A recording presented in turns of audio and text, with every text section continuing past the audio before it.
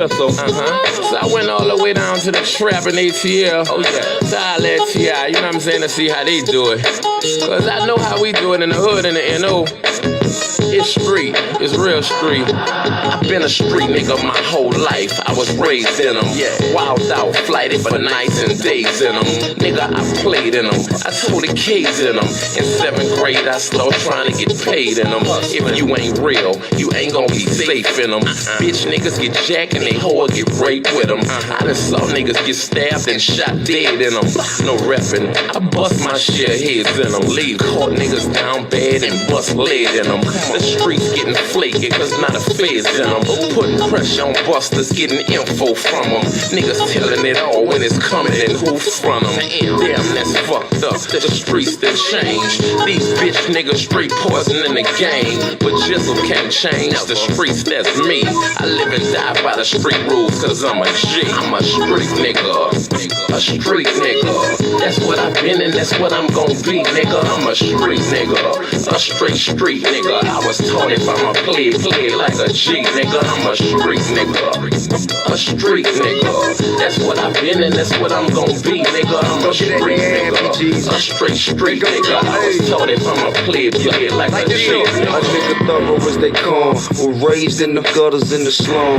Known as the number runner son. And the dope man nephew who uncle on the run. The candidate grandbaby hustle for the fun. The year was sold daily from the dust to the chrome. Like easy in the 80s, nigga stayed in the sun. I swore I'd never run, so I stayed with a gun. I kept my little 380 with the blade to the sun. All I fit with God, play my card, how it come. I'ma stand like a man till it's all said and done. And that's even if they run niggas, cause I know I run with a clique of wild, misguided, underprivileged young niggas. Give a fuck who you is or where you from, nigga. You can get it, we taking over the city. I was raised in the belly of the beast, to say the least. My role model was doing time, so I learned from the streets. I'm a street nigga. A street nigga. That's what I've been and that's what I'm gon' be, nigga. I'm a street nigga. A straight street nigga. I was taught if I'm a play like a G, nigga. I'm a street nigga. A street. So I went all the way down to the trap and they yeah, nigga, yeah. Shit real round here. Yeah, nigga, yeah. Shit real round here. If you want it, you can get it, my nigga. Shit real round here. If you want it, you can get it, my nigga. Shit. Look, if you ain't know, ask somebody, they'll tell you about me. Nothing fake, nothing flawed, nothing bitch about me. I'm a G, I've been running these streets since a youngin'. Since 14, I've been bugging, slaying heat, ain't nothing. You won't be, say something, you could get it, I ain't tripping. One song, just know you better not let me catch you slipping. Cause whatever we need, I'ma smash you. Broad daylight around the club, I'ma get at you. If you let me tip down on the nigga, you chapter, I guarantee you that it's gonna be a closed casket. I'm about this, what's understood don't need to be explained. For the money or the fame, I was a gangster in the game. I ain't lying when I tell you about me and my background, about me and my lifestyle. I ain't never back down, I ain't never froze up, I ain't never turned state, I ain't never missed when I emptied the clip out the K, nigga. However you want it, nigga, you could get it, cause shit real. It's get it how you live. However you want it, nigga, you could get it, cause shit real. It's get it how you live. However you want it, nigga, you could get it, cause shit real. It's get it how you live. However you want it, nigga, you could get it, cause shit real. It's get it how you live. It's never die, do what you did, nothing less. Fuck with the kid, get two to the head, two to the chest. Nigga, I'm the best when it come to the street shit. You got your hands full fucking with me with this beef shit. I be on some all night flight, no sleep shit. Me, my dog, and 2 Ks, fuck that police shit. We coming with it, 100 rounds drumming with it. You running from it, we running with it. You bitch ass niggas ain't fucking fucking with it, I'm out here. Head first, ready to go head up. Walking with your head down, bound to get your head bust. Hear the feds come, I'm off the scene, off the block. I know the bus move when it get hot. Shut down the shop, open up another on the other side of town. Got yeah and I got pounds. Jizzle was a hustler and a head buster all in one. Don't get it twisted, I do this rap shit for fun, you heard? However you want it, nigga, you could get it, cause shit. Yeah, nigga, yeah. Shit.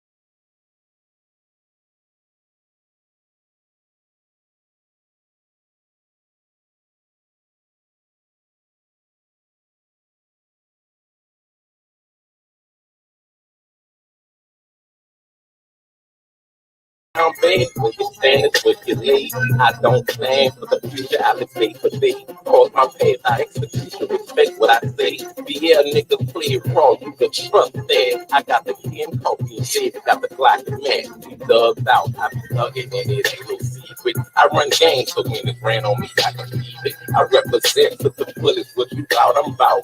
Freedom of jail, I'm gonna always be thugged out. Thugged out, I be thugging, and it ain't no secret. I run games, so when it's ran on me, I can keep it. I represent with the bullets, what you thought I'm about. Freedom of jail, I'm gonna always be thugged out.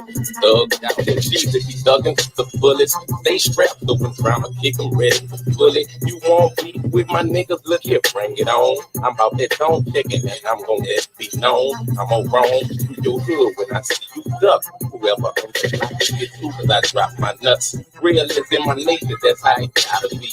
I'm a fire that can't be put out, ain't no stopping me.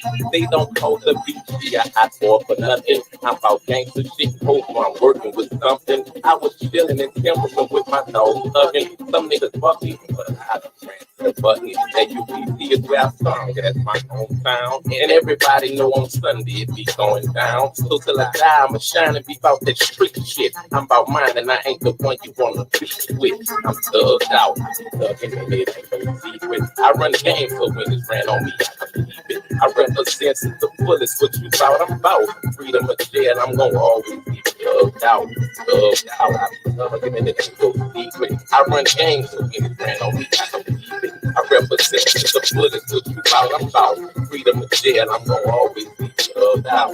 Thugged out, look, my black eye, the law sleep every other day. We beat, then off top we creep every other day. My dog Malcolm on the charge with his parole up his mate. He told me that he left the Glock here to under gate. I run with niggas that's about drama, bullets get on me. Flip, take your mama, my house is on me. We bout our business, so you better act like you know. Play possum is a must, we play you like a fucking toad. I'm true to the game, play it exactly how it go. I lay my rep down with the bands off the showroom floor. I'm swimming in a pool of hundreds. The dude be thugging, but the dude got money. Niggas know my clique is the clear that had a crowd bucket. Niggas know my clique is the clear that be on TV stunting. Niggas know my clique is the clique play with us and we busting. Niggas know my clique is the clique that be straight thugging. We thugged out, I be thugging and it ain't no secret. I run gangs, so when it's ran on me, I can keep it. I represent to the fullest what you thought I'm about. Freedom of jail, I'm gonna always be thugged out. Thugged out, thugging and it ain't no secret. I run games, so when it's ran on me, I can keep it. I represent the fullest what you thought I'm about. Freedom of jail, I'm gonna always be thugged out. Thugged out, nigga, all the time. It's 90,000 out the flow. Kids wanna see the all the I ain't keep on having that jersey. Thuggin', my whole clique thuggin'. Don't do it, nigga. Pants thing, you heard me. T-shirt hanging, nigga. Fucking these niggas, old ladies, and all you heard me. Please, the rope ain't taking no short. Like that, there. See, shit, in the motherfucking house, nigga. In slugs in the mouth, nigga. What you bout, nigga? I'm bout, nigga. Fuck that. Never how it don't matter. Well, welcome to the Revolutionary Agenda. I'm your host, Dr. Dog, aka Lady J, random Asian, whatever you want to call me. Hair wild as fuck.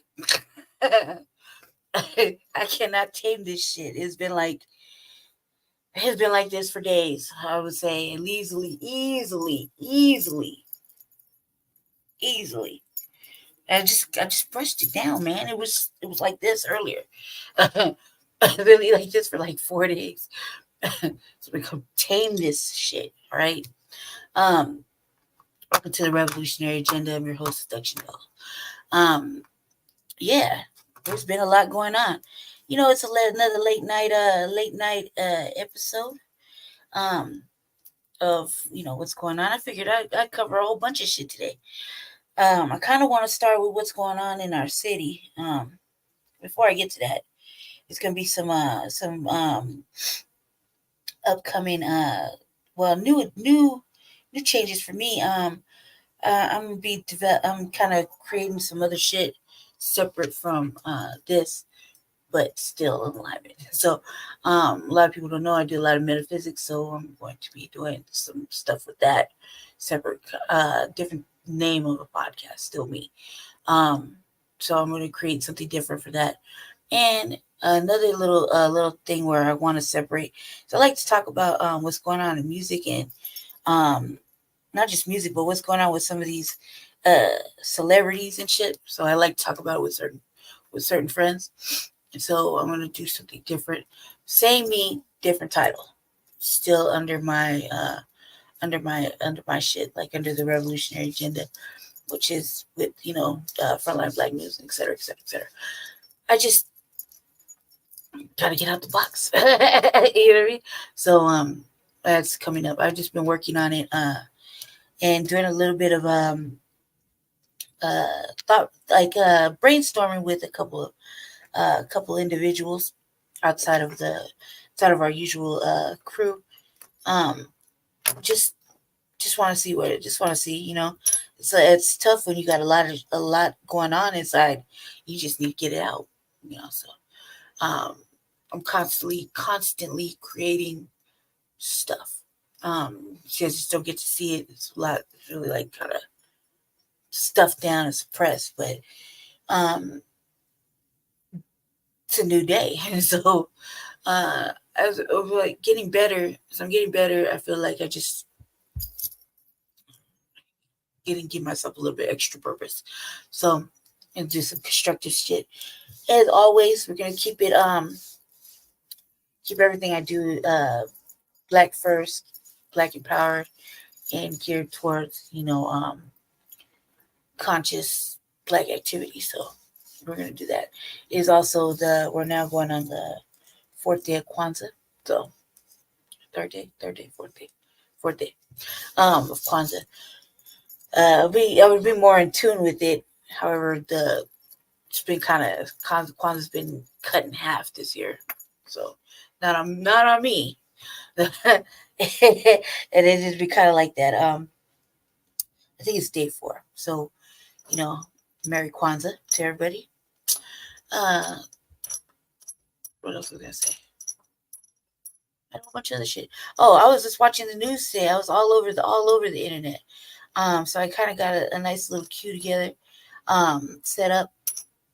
We're gonna discuss a little bit about what's going on with our city, as we are in Denver. I see everybody's covering the Elijah McClain thing finally, but I didn't feel like tapping on that again since we covered it several times in the last couple of broadcasts that we've done on Frontline Black News. So I don't feel like covering it again, and I just really get tired of talking about this situation. This is the way it looks, you know. I think if you're down here, you have a different experience or a different opinion versus as you're watching it somewhere else. And I find that we really have to be conscious of that. So we're in the city, so we see things, especially me and Aurora, see things a lot clearer than what everybody else would see if you're online. And that just goes with everything. I'm also kind of want to point out a couple of things. Really kind of tired of you know, we got some certain podcasters, pod creators, usually on the other side of things, where they're very opinionated and about what's going on in our city, and just they've been dragging us over here with our homeless crisis, our unhoused neighbor crisis, shout out just first, and our immigrant crisis, and it's came to I've come to notice it really, and I don't, you know, if you're on the manosphere, I ain't fucking with you. If you're white, I ain't fucking with you. You see what I'm saying? And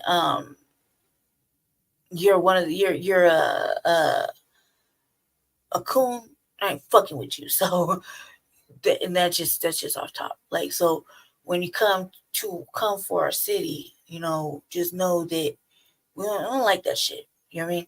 At least be, you know, thorough in your drag. At least have come down here, at least seen it for yourself to really understand. I mean, we used to patrol the streets often till I got really sick. And it's like everything that could happen in 1 year happened in 1 year for us. You know what I mean? And it's never been for the best. It's always been the worst shit. Because, you know, contrary to popular belief, the spine of everything that goes on here. Okay? So we used to be outside patrolling, so we know exactly what's going on. A lot of things have gotten a lot like a little bit lax. I can't be in fucking 15 different places at once. You know, as much as I want to take on the whole fucking world, it really is difficult. I cannot do it. Especially now that I'm in this condition that I'm in. So every moment is kind of a valuable moment, so you just take it like that.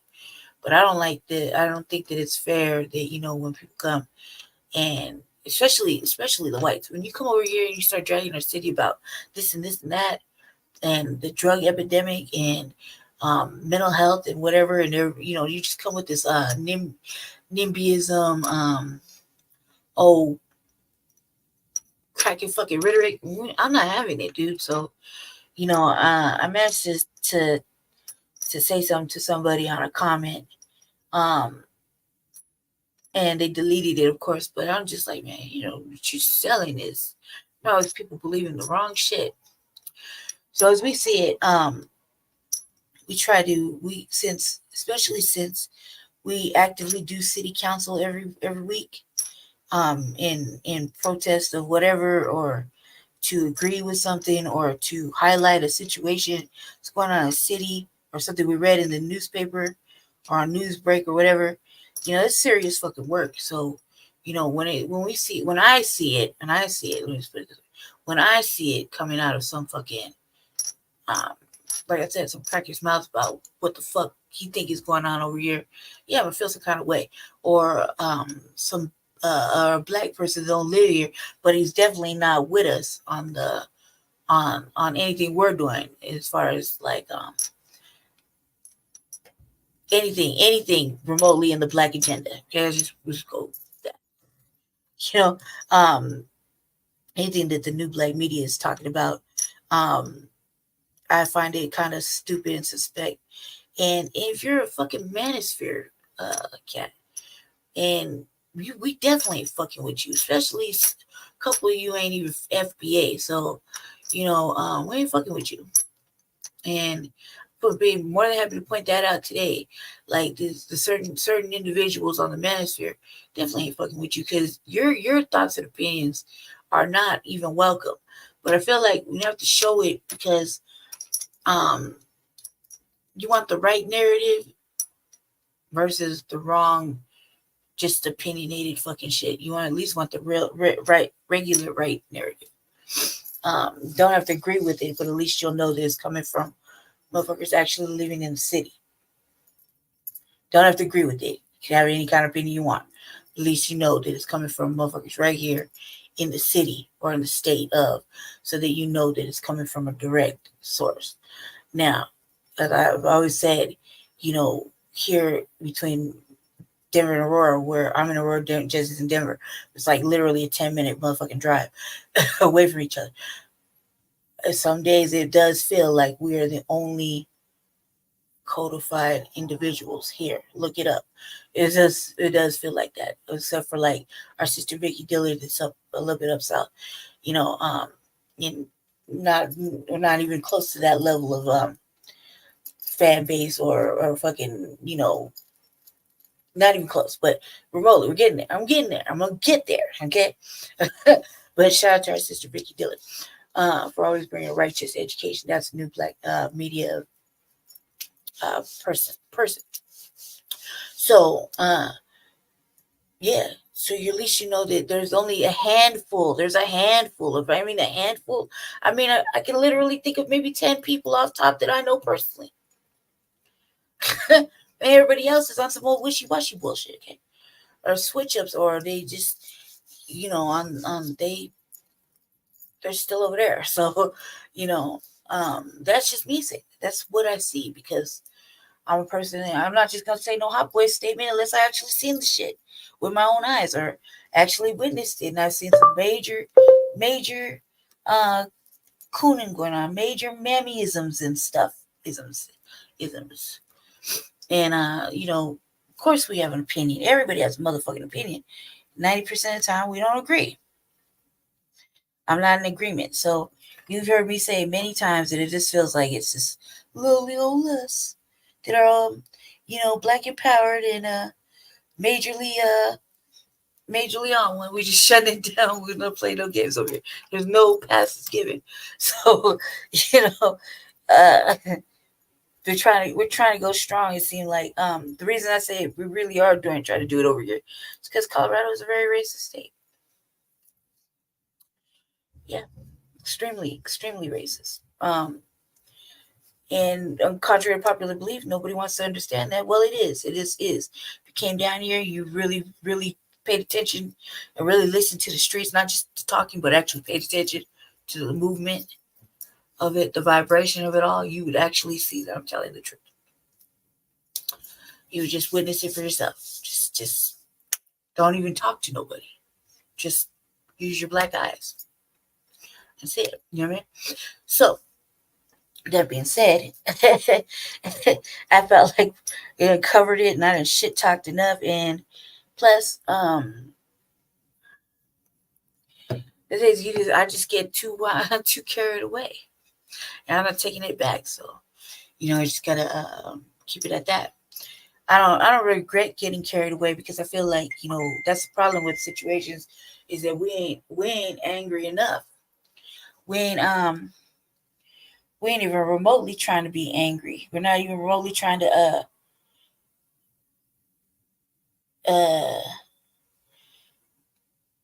we ain't trying to do none of that. We ain't trying to okay, yeah, all right. We ain't trying to be angry. We're not trying to be up in an uproar about what's going on with shit. We're just trying to let shit happen, and in reality, we can't do that. In reality, they're starting to get the message, man. All this pressure that's been applied, they're really starting to see it, and it's gonna come. I'm gonna show you a little bit here shortly. This actually coming to a head. Sorry, real quick. I was supposed to share that. I was supposed to share my program.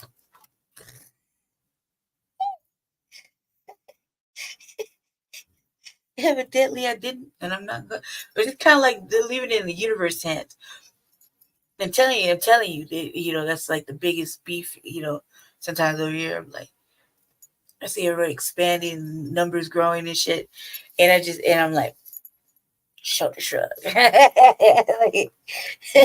I'm like, I don't got to, because I can see my work being maneuvered around the city and around the internet. So I was like, the universe is gonna do what it's gonna do. You know what I mean? Let's get to it though. Let's get to it. All right, so we're gonna start with y'all didn't even say nothing. I'm not even wearing my sunglasses and shit. Just see me in my hair all wild and shit. Just out 20 minutes ago. I didn't feel like I was having a sunglass issue like you've seen me have it over the last couple of episodes. So guess you just kind of see me in my light natural look, I guess. No biggie. I love me. So I just felt like I was like, damn man, I'm even wearing my sunglasses, which is the customary thing to do. I couldn't decide, family. I just could not decide.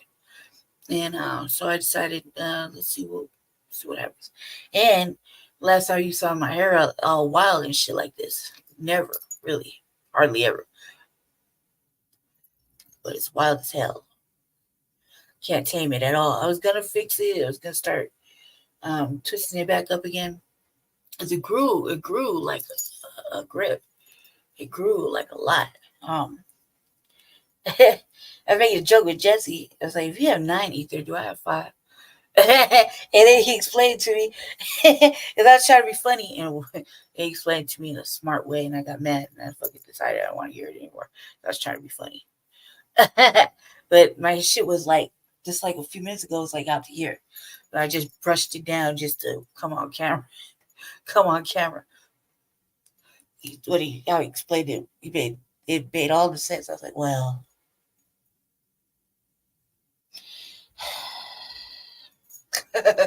shot my little plane down. You know what I mean? Shot my plane down badly. Like when crashing and burning to the ground, we trying to be funny. A hard motherfucker to make laugh, I'll tell you that. All right, let's carry on. Let's go. We're gonna go ahead and shoot over to Denver now. All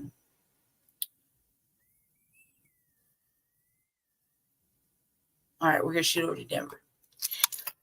That's why I say this real fast. I'm gonna breeze through it. I'm gonna give my opinion on everything we're about to watch. So there's a whole bunch of little clips from the news.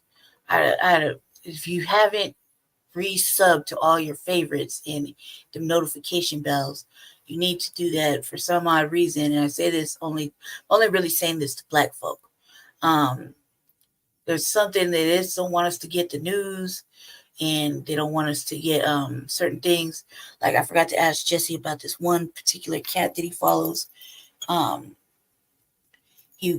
saw something really upsetting, and I wanted to catch a live like he usually does, 2-hour lives, and you can only see it on Jesse's YouTube page, even though I got access to it over here. It's just so much work sometimes. I didn't want to go over there. I just wanted to ask him where could I find a live so that I can actually see the live version and put it up here so that everybody else could see it, because I feel like we are not prepared. We are not. Black family, we are not fucking prepared. And I say that because motherfuckers are doing big major things like bunkering and fucking. We are not prepared. We're not even remotely communicating about being prepared. So I think that should change here shortly too, and we're gonna start doing that. We're gonna start talking about that. I'm thankful I had some urban preparedness courses. Being homeless for 5 fucking years. So let's get to it. I'm gonna start with the news. This is gonna come out of as you can see. Make sure that y'all can see it. Okay, yeah, all right. Okay. All right. It's coming out of I think it's CBS. Good Morning America. All right. Here we go. We're gonna start with Denver, and then we'll move forward. Things are on track to break records in December, and now a coalition of Democratic mayors are help. Good morning, Whit. So this is the Port Authority in Manhattan. This is where the bus now required to drop off the migrants at with the several years of prominent Customs and Border Protection data. The agency reporting on average nearly 10,000 apprehensions a day over the week. And this morning, a trio of mayors from New York City, Chicago, and Denver are all calling for federal support responding to the national immigration and inhumane politics. We had about 160 million going. That's 10% of our entire city budget. New York City's mayor issued a decree requiring advance notice for buses dropping off migrants, now only allowing their arrival weekday mornings between 8:30 and noon. This, as officials Wednesday shuttled hundreds of people to overcrowded shelters throughout the city. To be clear, this is not stopping people from coming, but about ensuring the safety of migrants and making sure they can arrive in a coordinated and orderly way. The mayor's office says more than 7,000 asylum seekers have arrived in New York City in just the last 2 weeks. Earlier this week, hundreds of asylum seekers were flown to the Northeast, forced to stop in Philadelphia due to bad weather. On Wednesday, Secretary of State Antony Blinken visiting Mexico, meeting with the president there to discuss the historic levels of migration. A source familiar with the talk says the U.S. is hoping to find ways to convince Mexico to do more, to ramp up immigration enforcement on its side of the border, and discuss incentives to encourage people to stay in Mexico rather than cross into the U.S. The talks come as another large caravan of thousands of people slowly advances north through Mexico, headed toward the southern border. The leaders of the group, reportedly made up of people fleeing Central America, are carrying banners which read, "Exodus from poverty." And Republicans in Congress are trying to require a strengthened border security package be tied to any further funding for Ukraine. We do know Senate negotiators met on Capitol Hill on Wednesday trying to hammer out a deal. Eva. Trevor out for us here. Thank you, Trevor. Well, hey there, GMA fans. Robin Roberts here. Thanks for checking out our YouTube channel. Lots of great stuff here. So go on, click the subscribe button right over here to get more of awesome videos and content from GMA on GMA. Now to Denver's migrant crisis. Denver's mayor, Mike Johnson, saying the city's nearing capacity when it comes to housing migrants. Tonight, more than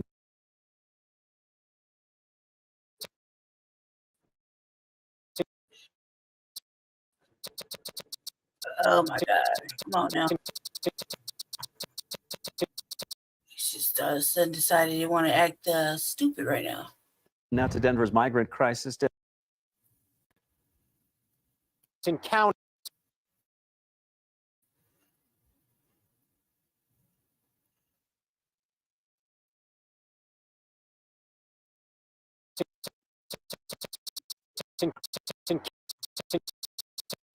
Try another one. All faces. What the fuck? All faces similar difficulties with limited resources. Jasmine Arenas is your report.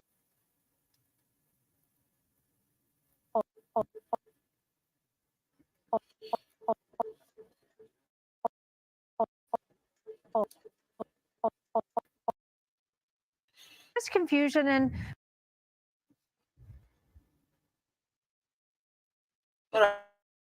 family.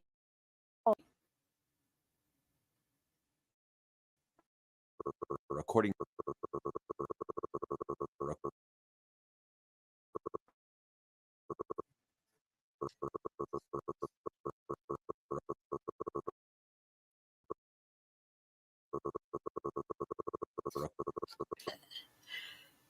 It's like, come on, dude. All right, enough's enough. It was working all the way up until I got to this point. Like, real shit. It was working perfectly fine.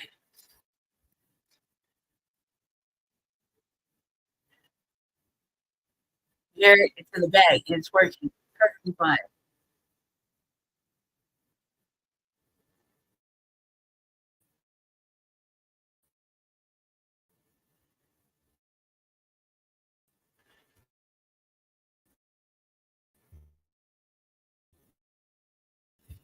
So as soon as I click on it,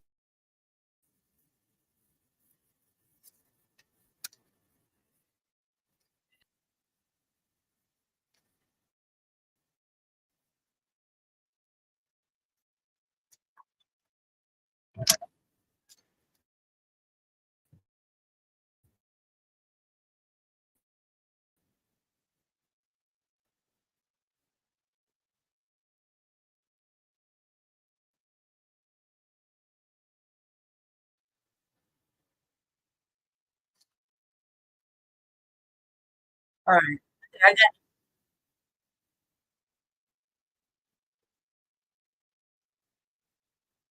I think we have to put it over again. Situation. Are now required to drop off the migrants at specific times with specific notice. But the mayor here and several other leaders of really prominent cities say they need substantial federal help as this problem keeps growing. December's now on track to have the highest number of Border Patrol apprehensions ever, according to Customs and Border Protection data. The agency reporting on average nearly 10,000 apprehensions a day over the last week. And this morning, a trio of mayors from New York City, Chicago, and Denver are all calling for federal support responding to the national immigration crisis, accusing Texas Republican Governor Greg Abbott of cruel and inhumane politics, busing migrants across the country. We're looking at about $160 million of potential costs going to next year's budget. That's almost 10% of our entire city budget. New York City's mayor issuing an executive order requiring advance notice for buses dropping off migrants in the city, now only allowing their arrival weekday mornings between 8:30 and noon. This as officials Wednesday shuttled hundreds of people to overcrowded shelters throughout the city. To be clear, this is not stopping people from coming, but about ensuring the safety of migrants and making sure they can arrive in a coordinated and orderly way. The mayor's office says more than 7,000 asylum seekers have arrived in New York City in just the last 2 weeks. Earlier this week, hundreds of asylum seekers were flown to the Northeast, forced to stop in Philadelphia due to bad weather. On Wednesday, Secretary of State Antony Blinken visiting Mexico, meeting with the president there to discuss the historic levels of migration. A source familiar with the talks says the U.S. is hoping to find ways to convince Mexico to do more, to ramp up immigration enforcement on its side of the border and discuss incentives to stay and go into the U.S. The talks come as another large caravan of thousands of people slowly advances north through Mexico, headed toward the southern border. The leaders of the group, reportedly made up of people fleeing Central America, are carrying banners which read, "Exodus from poverty." And Republicans in Congress are trying to require a strengthened border security package be tied to any further funding for Ukraine. We do know Senate negotiators met on Capitol Hill on Wednesday trying to hammer out a deal. Eva? Yeah, Trevor out for us here. Thank you, Trevor. Well, hey there, GMA fans. Robin Roberts here. Thanks for checking out our YouTube channel. Lots of great stuff here. So go on, click the subscribe button right over here to get more of awesome videos and content from GMA every day, anytime. We thank you for watching, and we'll see you in the morning on GMA. Now to Denver's migrant crisis. Denver's mayor, Mike Johnson, saying the city's nearing capacity when it comes to housing migrants. Tonight, more than 4,100 are being housed in Denver, the highest total since the migrant influx began last year. And tonight, we're learning the city is exploring options outside of Denver. Fox 31's Evan Krugel live in Wheat Ridge tonight with those details near 10. Ashley, we've confirmed the cities of Wheat Ridge and Denver did have discussions about sending migrants from Denver to a motel here in Jefferson County. Those plans have since been scrapped, but that did not stop more than 100 people from voicing concerns at a meeting tonight here in Wheat Ridge. As buses of migrants continue to arrive in Denver, city officials say they're running out of places to house them. We have just about maxed out all of the hotel capacity in the city and county right now. Tonight, we're learning Denver has been looking at options outside of city limits, including discussions about renting rooms at this Motel 8 near I-70 and Kipling in Wheat Ridge. I think it says one thing clearly, which is that we have limited hotel space in Denver, right? John Ewing says Denver ended those discussions last week after deciding the motel did not meet their criteria. But that didn't stop dozens from voicing concerns at a meeting tonight at the Wheat Ridge Rec Center. If Denver wants to be a sanctuary for these immigrants, then Denver needs to be the sanctuary. So housing migrants in the hotel isn't the problem, but it's what happens to them when they're no longer in the hotel. And while those plans are on hold for now, a Wheat Ridge spokesperson says there would be no approval needed for Denver to rent rooms in Wheat Ridge if they decide to do so. Anyone can rent a motel room. Absolutely. We don't regulate who is allowed to rent rooms. Denver has the legal right to pursue this course of action. They would be expected and obligated, these motels, to operate within our city's ordinances. All of them are very familiar with that ordinance, and I would expect compliance. Now, a Denver spokesperson says if they decide to send migrants to other cities, they would pay for lodging, transportation, and security. They add, however, they are looking at all options in the city of Denver, including religious spaces, even commercial spaces, as they try to find room for this influx of migrants. We're live tonight in Wheat Ridge. Evan Krugel, Fox 31. Just for the confusion and for some tonight in Denver over migrants housed in shelters. A number of families believe they are being told that it's time to leave, but the city of Denver says, well, that's not exactly true. Just over 4,000 are being housed in city shelters. Leaders say they expect more migrants to come, further straining the shelters that are already at capacity. These latest developments come as U.S. officials are now in Mexico, asking their counterparts to help them drive down the border crossings. The U.S. historically has relied on Mexico to stem the flow from migrants from the southern border. But Mexico, like Colorado and the U.S. as a whole, faces similar difficulties with limited resources. Jasmine Arenas is your reporter in Denver, joins us now tonight. So Jasmine, break it down for us. Are the migrants being told to leave the shelters? And if so, where is this breakdown in communication? The other countries. They just closed everything. Good evening. Yes and no. We spoke to a city spokesperson this morning, and they tell us that these families are not being asked to leave the shelter, at least not yet. However, some families from one shelter have reached out with concern, saying that some staff members have asked them to leave by the end of the month or by January 1st. Then this morning, Yoli Casas with Viva Wellness stopped by one shelter to clear that confusion. Joanna and her family have been living in a city shelter for more than a month. The city told us they wouldn't ask us to leave. That's because the city of Denver decided to pause its policy, at least for now. Prior to this, migrants with children were only allowed to stay for 37 days. The immediate goal was let's get them off the streets, let's get them in shelter. Secondary goal of that was let's give them more time, as much time. Because they had other to children. connect with any of the nonprofits that we have going. But according to some migrants, they were told by staff members they would have to leave the shelter by the 1st, and others by the end of the month. City spokesperson John Ewing says that's not the case. We're not resuming family discharges on December 30th. That date has not been determined at this time. Wednesday morning, a video obtained by CBS Colorado shows Yoli Casas with Viva Wellness, a nonprofit helping house migrants and other members, clarifying that confusion. Joanna and her family feel at peace knowing they would have to vacate their space by the new year. Let none of us but they know in the next few weeks, none of them anything houses were able to and a lot ever. can change. Ever. Here in the city. To shelter people indefinitely. We They don't came have and space to swept them shelter people over. They indefinitely. swept, and I got two of my kitty. Now, according to a city spokesperson, more than 100 buses have arrived in just December full of migrants, and that means at least 200 people are arriving a day from Texas. They tell us as of right now, they don't have plans to move these families out of the shelter, but they have been preparing these families by passing out flyers, letting them know that that time is coming soon. Yeah, that's Live in Denver, Jasmine Arenas covering Colorado First. Karen. Because they do that now. Elected in this building on 11th and Delaware. Look at this shit.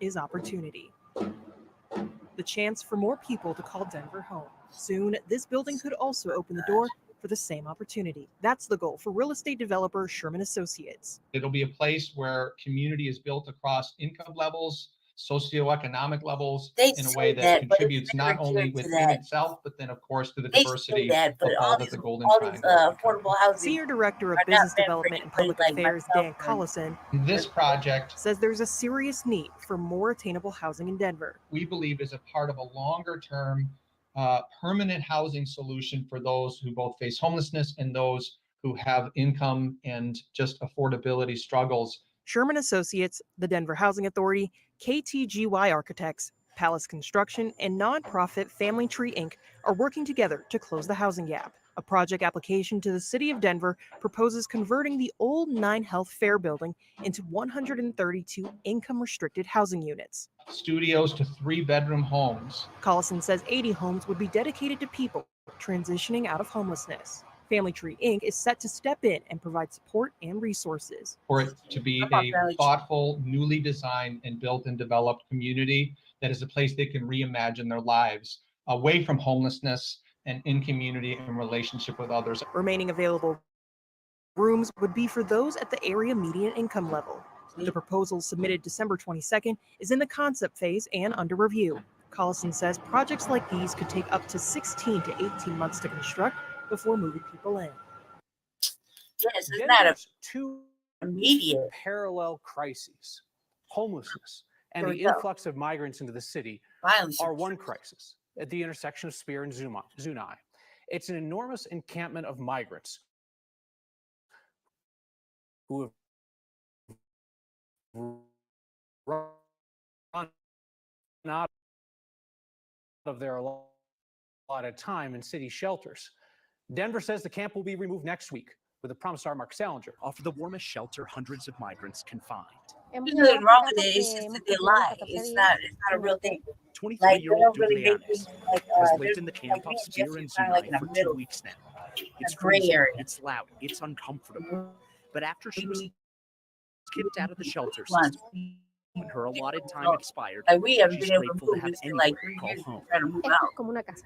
Yo lo siento como Reporters walked through, handing each person a paper written in Spanish.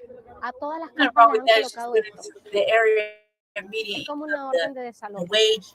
On January 3rd, the city of Denver will move to clear the encampment that's grown to hundreds of people along several blocks. Nearly all of them are migrants from Venezuela who are no longer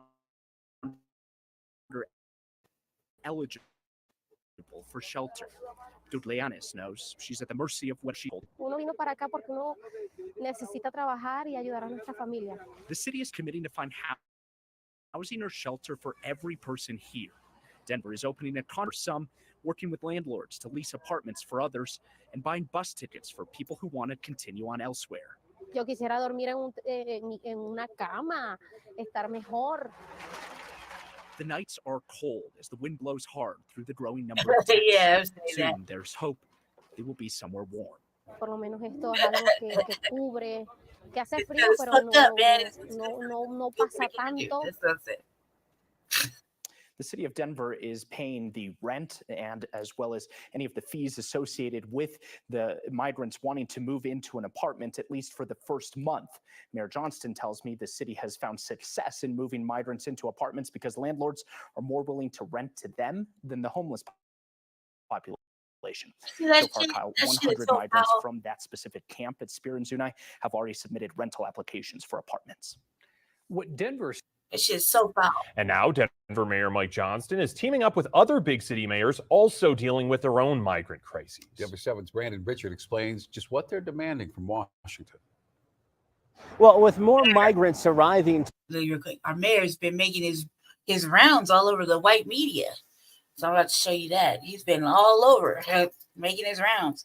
Him and Brandon Johnston and Eric Adams been making their way all over, all over, asking for the station. The only difference is for some odd reason, and I kind of like, I was telling Jesse earlier, I was like, I kind of feel like did we slip off somewhere? We need to be more on this dude. The option is to see him not make his goal, but he did some old okie doke shit. And see, his house 1000 was supposed to be the unhoused neighbors. The migrant situation, to house migrants, is a separate issue. It should not have coincided with the numbers that they're trying to drum up, right? And sorry, I don't have Jesse up here, but he usually has the dashboard that's showing the numbers, and it just skyrocketed like 300-400 people in like 2-3 days, and that's because he decided he was going to house migrants too and put them all together as one fucking group, and that's not the way it is. You just don't get to do that. The reason I say that is because you ain't did none of you, Mayor Hancock, the one before that, and the one before that, he never did nothing for the motherfucking homeless like that. They never went out their way to build all this shit up so motherfucking quickly, put all this shit up, all these tiny homes and SOS camps and et cetera, et cetera, et cetera. How we know? Because me and Jesse, well, Jesse for the most part before me, was holding it down for a good 7 motherfucking years, and me for the last 3 years with him, at city council fighting the rise about how the fucking the mistreatment of unhoused, et cetera, et cetera, et cetera. She did like 2 fucking movies, man. Like, no respect given to him and his work on that. However, I said they didn't make no moves. You asked me how I know? Because I was outside for 5 motherfucking years, sleeping on the sidewalk in 5 Points in our predominantly what used to be Black historical area.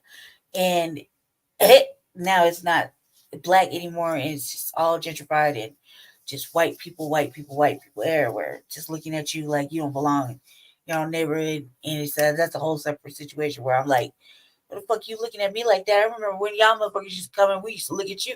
You'd hurry up and muscle across the street and get in your motherfucking car, pick up your little dog and shit. Like, stop it. Hey, that's a whole separate situation. But I don't think the numbers should go together. I think there should be a separate count. But that's how these motherfucking these people come to city council and be like, oh, here's the transparency. Well, there's no transparency there. It's lies. Like, there's still unhoused black people outside. Real shit. There's still shit going on. So you housing immigrants, they coming in like 200, 300, 400 a day, and you decide to house them and incorporate them in your House 1000 plan, and then think you feeling yourself now that you just gonna be able to pull this off next year and the year after. No, you didn't. You didn't house nobody. And the mayor before that, he disappeared like 1,000 motherfucking Black folk in jail, and nobody knows where they went. All summer, that one summer, and he tore down everything the fucking Black people were sitting on over here. Let's get to it, Black people, and you want to then say unhoused, et cetera, et cetera, et cetera. Most of the people who went to jail were Black. Ask me how I know, because I seen it with my own goddamn eyes. You know what I mean? So, to the city each and every day, Denver Mayor Mike Johnston once again renewing his call for the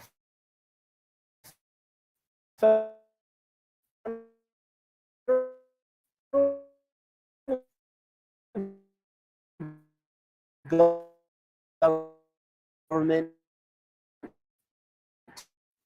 to do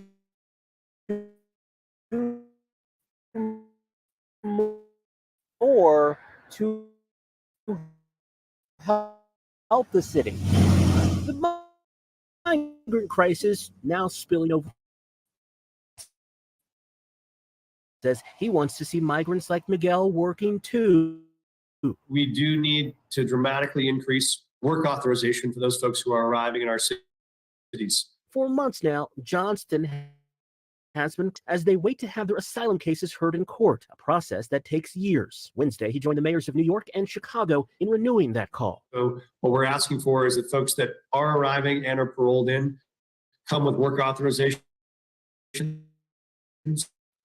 so we can help them do what they want to do, which is support themselves and support their families. In addition, the mayors are also asking for coordinated funding. The federal government has pledged to reimburse Denver up to $9 million, but Denver has spent $36 million, helping more than 34,000 migrants over the past year. how does that math add up? Like, I should rewind this track.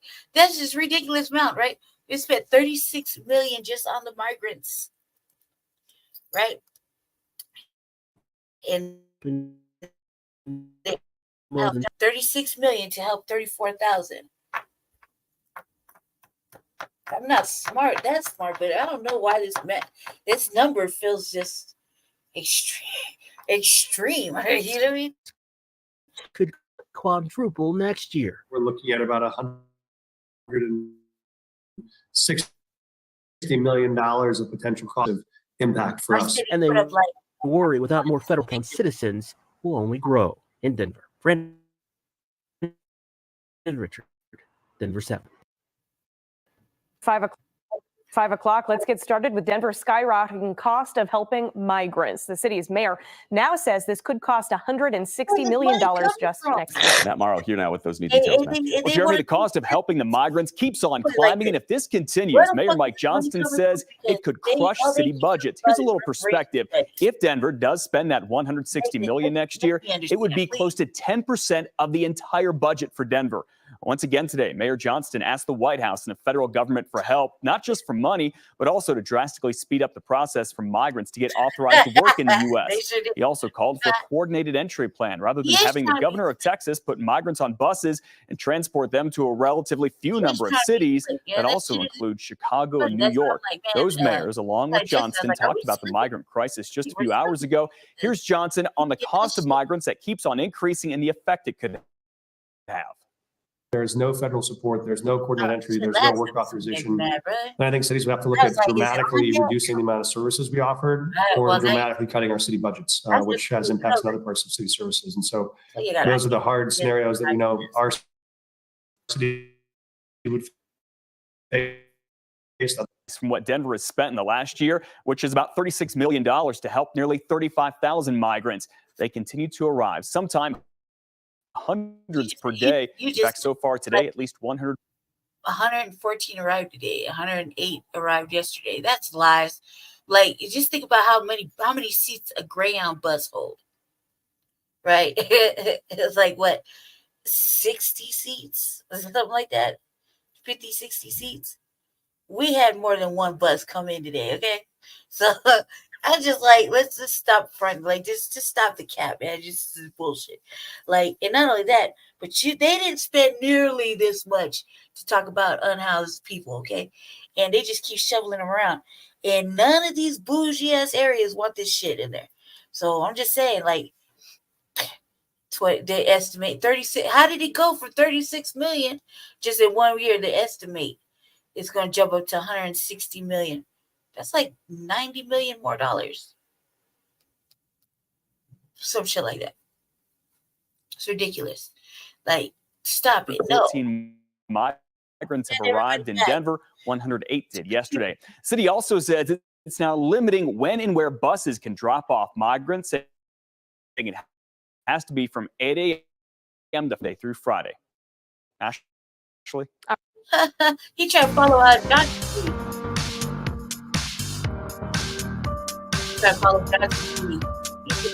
He is not slick. More migrants have arrived in Colorado as the state struggles to keep up with housing demands for those from across the border and those experiencing homelessness. Colorado Supreme Court justices are receiving threats. The arrival of migrants to Colorado. And the holidays have actually sped up Denver's effort to house 1,000 people experiencing homelessness. Two different issues, both requiring shelter. First, the arrival of migrants in the state have impact beyond the metro area. The town of Carbondale, about 20 minutes south of Glenwood Springs, continues to respond to an influx of migrants. Last week, their priority was making sure they'd be sheltered. The nonprofit Voces Unidas de los Montañas is helping coordinate shelters, hot meals, food, and clothing donations. There are no government shelters open. As of Friday, another thing, they just try to force us to conform over here in the city, and everybody's with that shit. They just force us to conform to speaking Spanish and everything. They look at it twisted. I had to learn Spanish when I was 16 for different reasons. And I speak slang Spanish. I speak like straight hood Spanish, okay? Like I like Ebonics, okay? Spanish, straight up. And I rarely speak Spanish anymore. Like it's very difficult. And then I got this kind of thought process, like, no. If I was going to your country, now let's say hypothetically, we ain't fleeing over here, but if I was fleeing my area and I was going to your country, I would be speaking the language. I would be learning the language, especially if I had intentions on mobbing 4 months in shoes with whatever just to get over there. Like, you see how fancy that dude's phone was? Like, my phone ain't even like that. I got straight motherfucking Obama phone, man. Like, I ain't never known. You know what I mean? What's he talking about? Friday, more than 150 migrants had arrived in Straight Carbondale. motherfucking The phone. You don't nonprofit even still gotta needed get shelters on for that. more than 100 who have been sleeping in cars or paying for hotel rooms as they wait for more shelters to open. State lawmakers on the powerful Joint Budget Committee last week approved $5 million to provide grants to community groups providing migrant help. In Denver, 61 migrants arrived today. The same number arrived on Christmas. Right now, more than 4,100 migrants in Denver are in non-city shelters. Are you serious? Denver's House 1000 dashboard is inching closer to 1,000. Though for Denver to get 1,000 off the street and into housing by the end of the year, that number will include people in shelter for not even a day.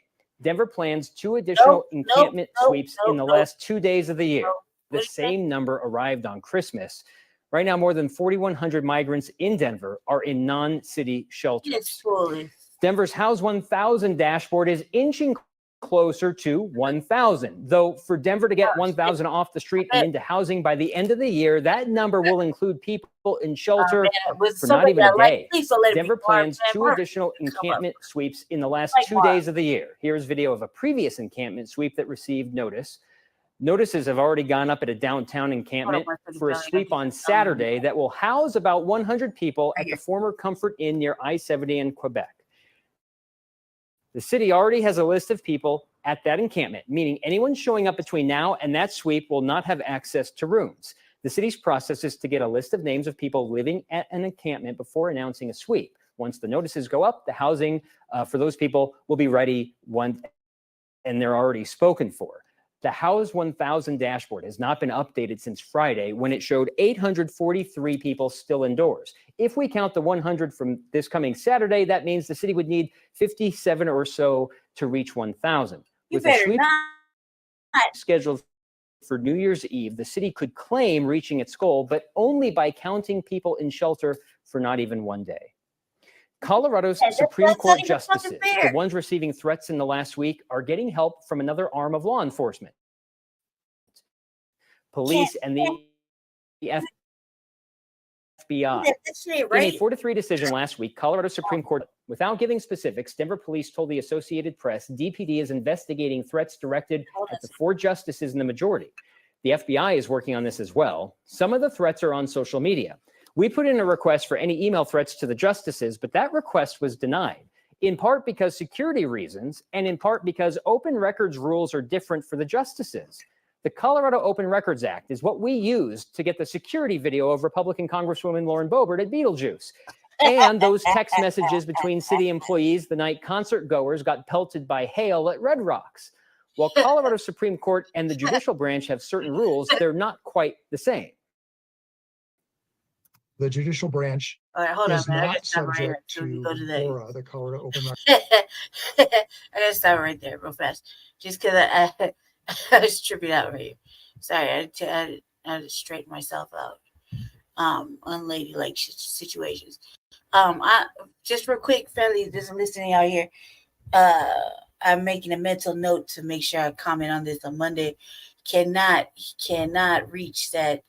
Like if you count 1 day in a shelter, that is it just goes along with our narrative that shit was just temporary and it doesn't count. It's not permanent housing, not even a road to housing. So that's stupid. And that's all they do is lie over there. He's just lying, just trying to fit his narrative. I'm telling you, he acted like he was just feeling himself. Like he was really doing something. He didn't do shit. He didn't even remotely fucking try to do anything as far as housing. All right, here we go. Let's move this one a little bit forward. As we get closer to the end of the year, Denver Mayor Mike Johnston is getting closer to reaching his House 1,000 goal over the efforts to house more people. As of tonight, the city's dashboard shows 892 people have been moved off the streets. Compare that to the beginning of this month when it was only 311 people. And as the year comes to an end, what's Johnston tonight to find out? The numbers grew slowly at first, and there were plenty of people very skeptical that Mayor Johnston would get anywhere near 1,000 people off the streets in his first year in office. And keep in mind, his term started in July, so it's really only been about 5 months or so. We knew the timelines, what they would be. We knew how far we were away, but we also knew we had a path to get there. And that's why we're excited that we have. Now, the city did change how it's tracking success with this program. Initially, we were told someone would be counted as sheltered if they remained in a shelter for 14 days. And then we were told they were counted right away. So as we're reporting these numbers tonight, can you confidently say that they are accurate and they give a all-encompassing picture of the House 1000 initiative? Yeah, we're 100% confident they're accurate. We're really grateful for all the work that our team has done to make this the most transparent, the most accountable structure. The numbers reported now show it looks like we'll either hit the goal of 1,000 by the new year or at least get very close. And Mayor Johnston says he's confident we're going to cross the finish line. If you drive through downtown Denver tonight and over the next few days, it's going to feel like a totally different place than it did 6 months ago. There will be no major encampments left in downtown Denver for the first time in as long as I can remember. There's another important number we're tracking. How many of those brought into shelters are staying in shelters or getting into permanent housing? And the city reports that 98% of those brought indoors are still indoors. What do we know about those other 2%? And are there lessons we can learn from those 2% so far as we move forward? And I think it's a couple of things. Sometimes it is unknown exits. It's people that literally are staying at one of our hotel sites and just walk away and leave. They don't have a cell phone. We can't keep in contact with them. We have one or two situations where someone might have either gone to an inpatient mental health or addiction-based treatment program. We see that as a potential positive. House 1000 for this year and then next year is a very ambitious goal. But at the same time, we're seeing thousands of migrants arrive, and we are still seeing residents entering homelessness. Are you concerned that the problem could be growing faster than our solutions? No, I think this is why we've proposed a comprehensive solution here. That's why we have a big focus next year on building 3,000 permanently affordable rental units. And that's not just for people that are formerly unhoused. That's for nurses and teachers and firefighters and people working 2 jobs that are struggling to make it in this city. We know we need more affordable housing for all of our working families. We're getting folks off the street and into transitional housing. And we're moving folks from transitional housing up to permanently supportive housing all at the same time. And that was Rob Harris reporting. Now, according to the city's dashboard, there are currently 7 sites which provide housing to get people off the streets. Another micro-community site will open at the 31st at the State Inn near 38th and Peoria. And last week, the mayor told us that he's struggling to find new housing sites that work for the entire community and that he understands people's concerns about them. I understand it. And I think when I talk to people individually, a lot of the fear they talk about is the fear and the frustration of what their experience with street homelessness is right now in Denver. We think there is urgency to do it, but there's also thoughtfulness in making sure we do it right. 2 other sites downtown and in Southwest Denver won't be ready to open by the end of the year. The mayor's senior homelessness advisor says that they need more time to set them up. They're expected to open in late January. This guy right there is just, he's just lost in the Denver mayor's big goal, house 1,000 people by the end of the year. The fact that he plans to do it next year too, and next year's almost here. The city is moving people from homeless encampments into hotels by the hundreds. Hotels are filling as fast as the city can buy or rent them. Yet Mayor Mike Johnston told our Kelly Rinke today, he's not worried about running out of space. Tucked between a State Inn and Peoria Street in Northeast Denver sits a tiny home village. About 50 people living on the streets will ring in the new year with a roof over their head. We have 2 cleanups this weekend, and so those will be the last of our encampment closures. Those folks will go either to one of our hotel sites or to this new micro-community site. Here, Mike Johnston says the city's first micro-community site will right there, open Sunday. These shelters are part of his plan to house 1,000 people as space at hotels fills up. Will in 2024 get back to work on bringing on more units. 611 people are at a House 1000 unit. After 2 encampment cleanups this weekend, the city expects that number to go up to about 800. Right now, Denver has secured just over 1,000 units. Are you worried that you're starting to run out of space?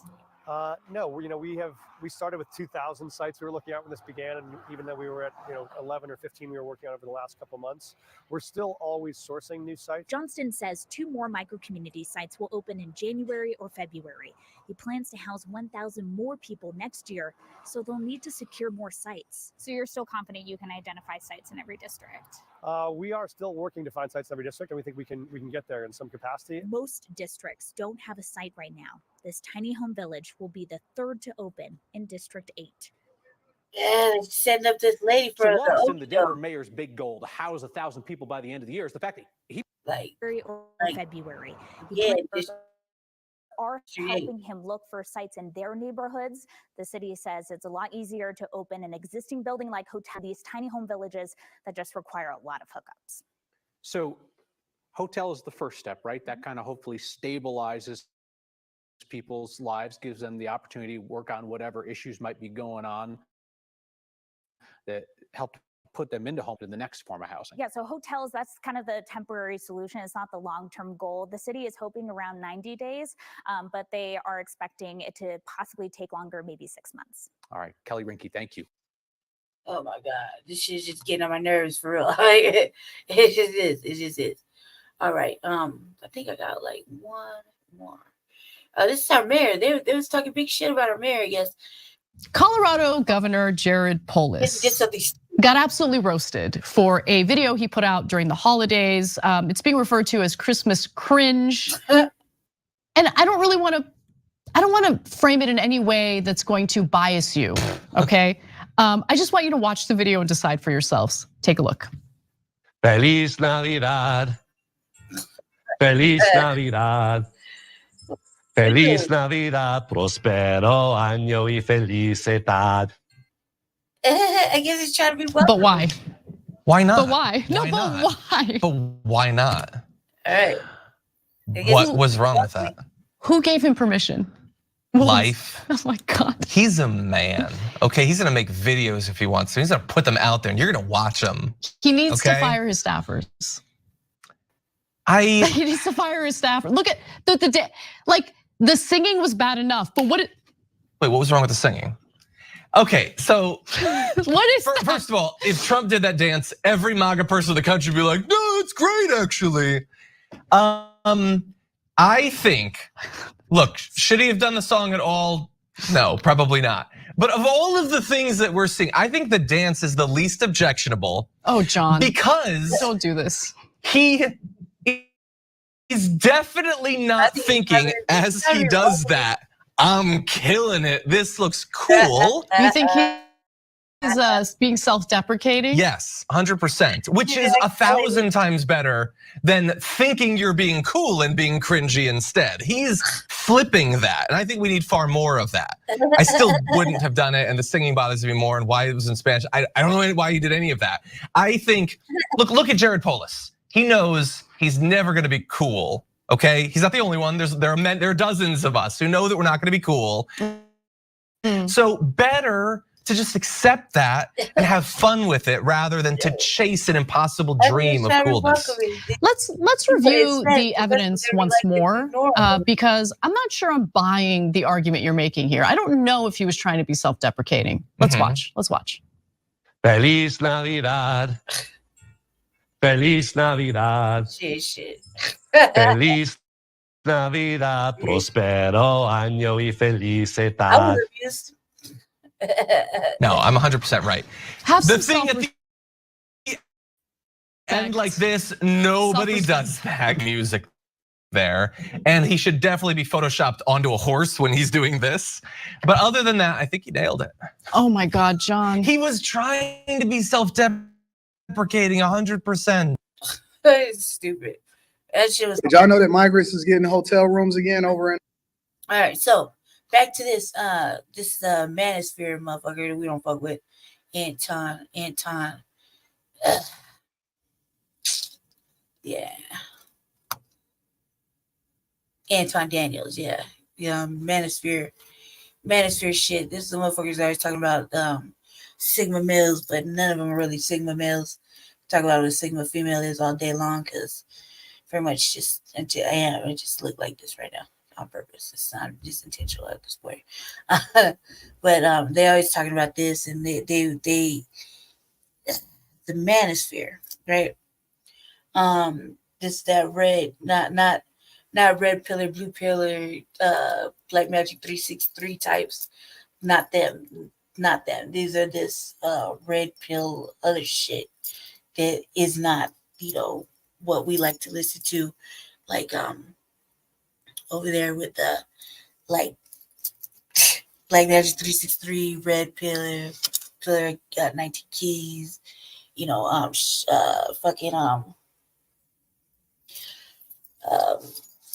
anything like that, anything Billy Carson, anything like that, anything remotely close to that. This what is on the screen right now is nothing like them. Them over there is a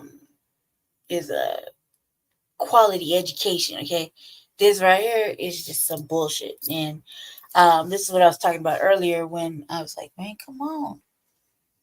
I was like, come with it, you know, like, well, I don't like when people like this get in on our city and try to drag our city when you really don't have no idea what's going on out here.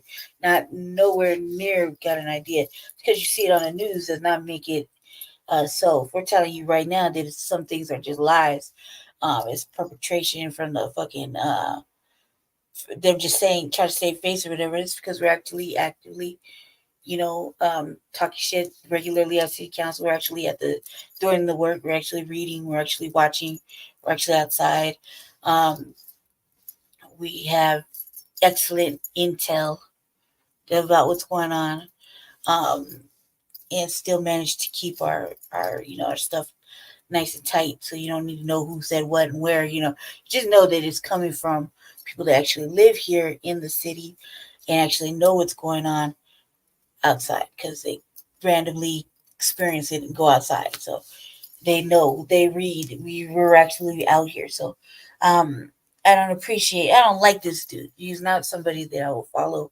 He's not on my New Black Media fucking checklist of source to get my Black news content. So I just, when I'm looking at stuff that has to do with my city and I'm trying to get ready for, like, say, Frontline Black News, and we're doing unhoused neighbor news and unhoused neighbors and unhoused neighbor news, you know, I'm looking for stuff like that, or I'm trying to report on what's going on, or trying to, you know, message boost or whatever. Yeah, sometimes this kind of shit will come up and I'll see it and I'm like, oh my God. It's just like another one that I don't like. And he's white. You know, I don't like him either. So, hey, come on, fucker. All right, so I'll play this a little bit, see where it's going. Because this is like the second time. A couple weeks ago when I did the RVA, I commented on this too. And A1 hotel rooms again over in Illinois and Chicago. Let me bring y'all up to speed of what's happening out here in these streets. Oh man, I don't even have no picture. Oh, there we go. All right. The state of Illinois stepping in to support Chicago's response to an influx of asylum seekers from the southern border in recent days. The state is temporarily putting up hundreds of new arrivals in hotel rooms. WGN's Angelica Sanchez has details. Angelica. Well, Jackie, state officials say these hotel rooms came at the city of Chicago's request, and additional shelter sites are now being explored. The state of Illinois is announcing 30 hotel rooms are now available for 200 asylum seekers. The state says this is a temporary but necessary response to the unprecedented number of migrants coming from Texas in recent days. I'm glad they have hotels open for the migrants. They should have done that a long time ago, to be honest with you. On Sunday, a group of community activists held a press conference against housing migrants at the former St. Bartholomew Catholic School on the north side. There should be fairness when it comes to poverty. They say Chicago's existing homeless community is not getting the same treatment as the migrants. Nope. How we gonna treat strangers better than we treat our own people? Goddamn right. And I agree. That's right. I 100% agree. How do you then make sure that you're going out of your way to take care of people that don't even live here, is not even from here, have no documentation, we have no way in order to be able to track them? How do you then allocate resources from taxpayers against taxpayers' will to support people that have no long-term prospects and to take care of them and put them in hotel rooms? That's right. I don't understand. I don't get it. Goddamn sense to me either. But so it's been a homelessness crisis that has not been solved for since I've been alive, because that was one of my passion projects, there's been a homelessness crisis that has not been solved for. And all we continue to do is throw money at the problem. Now we throw money at the problem at an accelerated rate for people that's not even inherently from here. Now, the other side of it is this. I agree with them in that we've never done anything for anybody that lives here, but nobody cared about people that didn't live here until migrants started coming. And then people wanted to start becoming woke and saying, what we gonna do about the people that live here, and why are we allocating resources for them, but we don't allocate resources for people that's already been here? Because I remember this also. See, I have a long memory. I got that memory of an elephant. I remember this also. And you know what I remember? I remember during the pandemic, people were pissed. You know why? Because they were putting up homeless people inside of hotels in cities like New York. Yep. Yeah, I remember. Now, again, I'm against what's happening as far as this illegal immigration into the country. But I also remember that y'all didn't start caring about homeless people until migrants started getting hotel rooms also.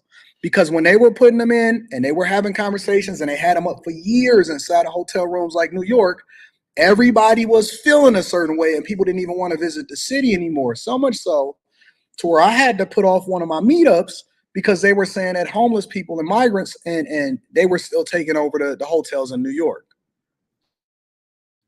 Yeah, because during the pandemic, they wanted to get them off the street. And so they said that they was going to put them in hotel rooms. So New York has been allocating portions of their budget over into housing people that are, now they're defining them as unhoused. They've been putting up their budget for a long time. That's why they have such a budget shortfall, because they so far into a deficit that they now have to start justifying how they're spending their money. And now that they're going over it with a fine tooth comb, because remember, and this is the reason why people like Stephen A. Smith, they out of their element, because they don't understand what's really happening out here in these streets. They don't understand what's happening on a political level. They don't understand what's happening with the budget. And so as long as you declare something an emergency or a crisis in most of these states and cities, basically it gives the mayors and the governors control over what to do with the money, the budget, and the resources, even to drive the city into bankruptcy or into a deficit. And so that's why Lori Lightfoot. Check this out, because our mayor said that we had a unhoused. We were in a state of emergency for the unhoused, not the migrants. So he tried to slip in the migrants like we were so fools and we weren't paying attention. That's what he tried to do, and that's why he tried to get more money out the state, out the federal government for that shit. But to fund these little projects or whatever to house everybody. But come on now, we was in a state of emergency as soon as he got into office. Now I just gotta say this one thing too. Jesse couldn't be the mayor of our city, but I'm pretty sure we wouldn't have put everything in a state of emergency. Just I talk because we actually had a plan. So I just think this whole state of emergency shit was in itself is something that the mayor his people ain't even really keeping up on, because if they was keeping up on it, they wouldn't be slipping up so much, and where the actual people in the city of Denver could actually call them out on it. They're slipping up all the time. Had already been driving Chicago into a deficit way before Brandon Johnson got into it. Brandon Johnson just exponentially accelerated what was happening in Chicago. New York was already at a decline and under duress. And so now that the migrant crisis is coming in, what they're doing is they're blaming it on the migrant crisis, when in reality, they should have been blaming it on Biden and the federal government and the whole situation that was tied to the pandemic in the first place. Nobody was paying attention to the budget because everybody was distracted over A, Black Lives Matters, and then B, getting a free stimulus money. See, I'm gonna break it all the way down for you. Nobody cared. And as long as they blew the budget out of control and they had billions and trillions of dollars flying out and we was running up the federal deficit and the cities was at a disadvantage, and as long as they got Orange Man Bad out of there, right? Because Florida was different. And that's why I moved down here. Florida was still open. Businesses was running. People was still thriving. People was buying cars. It was running up the numbers, and it was buying property, and all the money was still flying.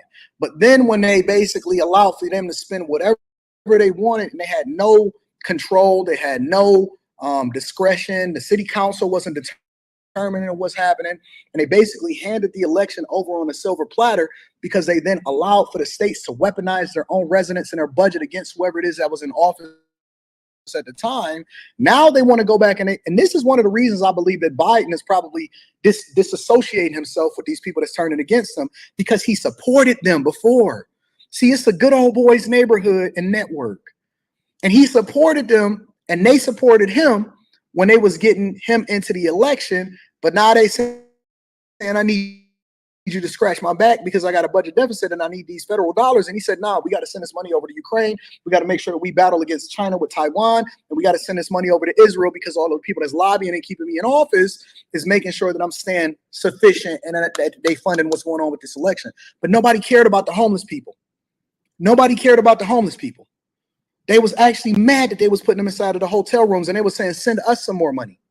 But now they care about the homeless people because they got somebody else to weaponize as an enemy, which they shouldn't be here already. But this is the reason why y'all got to stop voting based off of identity politics. And you have to start voting based off of what makes sense, because where the money is going is where you can start following a pathway to understand whether or not these people are doing the right thing. They just misappropriated This is funds about to become a altogether. political show in a minute, boy.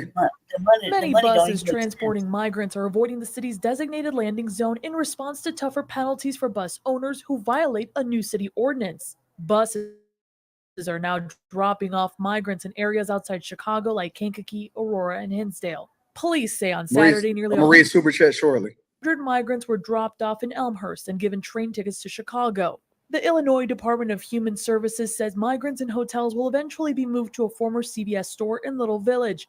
The store is under construction to become a shelter in January. The state says additional shelter sites are being explored. Let me bring y'all up to speed of what's happening in other parts of the country also. Here we go. Colorado first now in Denver. In less than 24 hours, 16 buses packed with migrants arrived in Denver. The city of Denver. See, they're talking about I just showed this clip just a little bit ago. See, they're talking about where they were like, only 100 people that came in, right? 64 or the 60 the next day, and I was like, that's cap. Look, 16 buses. You see what I'm talking about? See the lies and misleading shit that's happening. You know what I mean? You see what's going on with that? Hold on a second. That now he just got to you're a waste. 9 busloads arrived last night, 7 this morning from Texas. Overall, there are about 3,800 migrants right now in shelters in the metro area. This comes as it is expected. More than 10,000 migrants crossed the southern border into the United States in each of the last 3 days.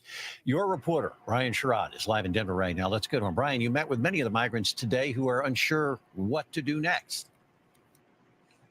And Alan, the city of Denver tells me at least 340 migrants have been dropped off here since last night. And many of them don't even know where they are. They're unfamiliar with this area. Now, with them being in the area of Zuni and Spear, many people tell us, including one woman who works there, that it's just making it difficult for her to work in the area right now.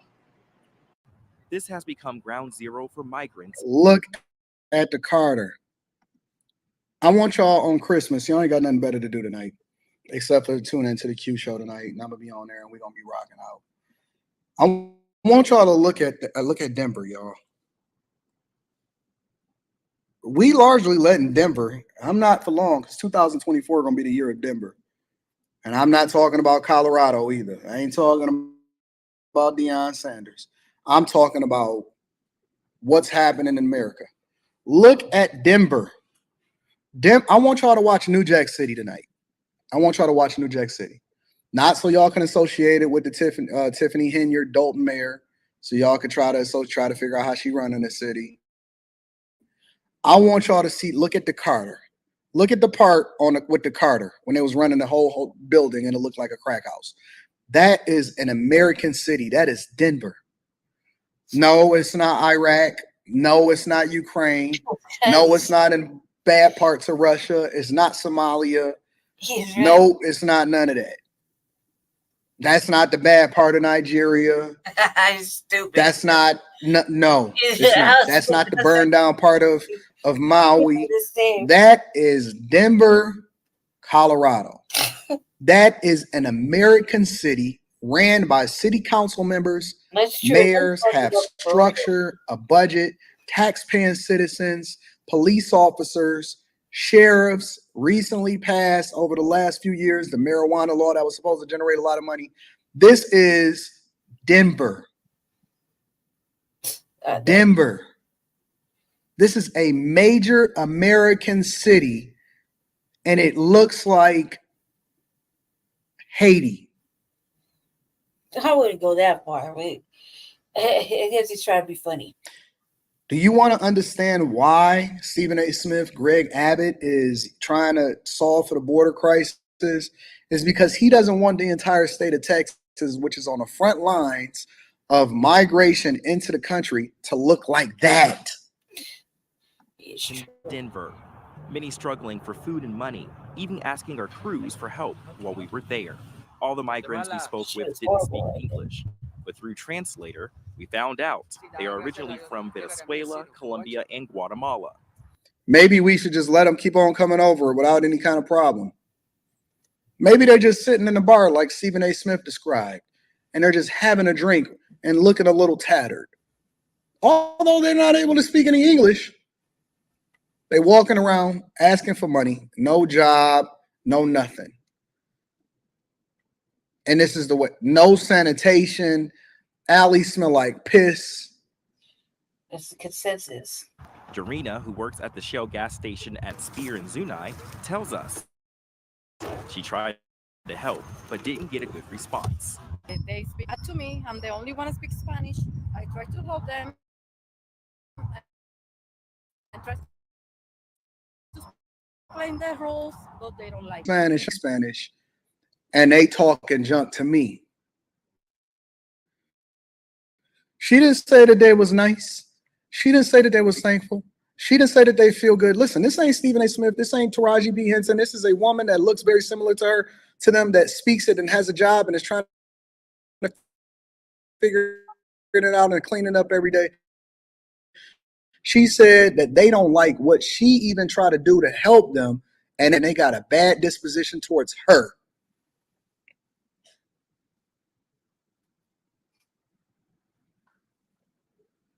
This is not my opinion. This is what's being shared. Let me read the poll that y'all put up. 642 votes. Woo! I gotta wait till this break up. 642 votes. I says, does everyone, even criminals, deserve our prayers? 50% said pray for everyone. 50% said nah, they get what they deserve. I'm gonna leave that up until the end of this segment. Y'all 50-50 on this one. All right. It's fierce. If you have not voted for the poll on YouTube, make sure you tap into YouTube. Make sure you tap into the Patreon. Link is in the description as well as pinned to the top of the chat. people if they are so bad with me and with my boss. 3,800 migrants are currently staying in 7 shelters, specifically for migrants across the city, but resources are dwindling. We can run out of room. We can run out of resources. We're already limited as is, and it's just straining an already strained system even further. With the shelters reaching capacity, the city is working to find migrants jobs and housing. They tell us they are doing whatever they can to keep everyone off the street, especially children. So we recognize everything is much more difficult with a child. That's why we've given families that more time. We don't want children on the streets. We don't want anyone on the streets. Jarena tells us she is thankful for the city's help, but resources need to come faster for these migrants. They are making it harder for her every day. We have to take the stick to clean the window because they still every night.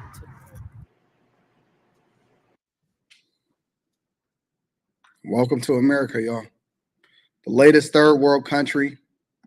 Let me see what the polls say. Did y'all break up that 50%? The polls still say it's 661 votes. It's still 50-50.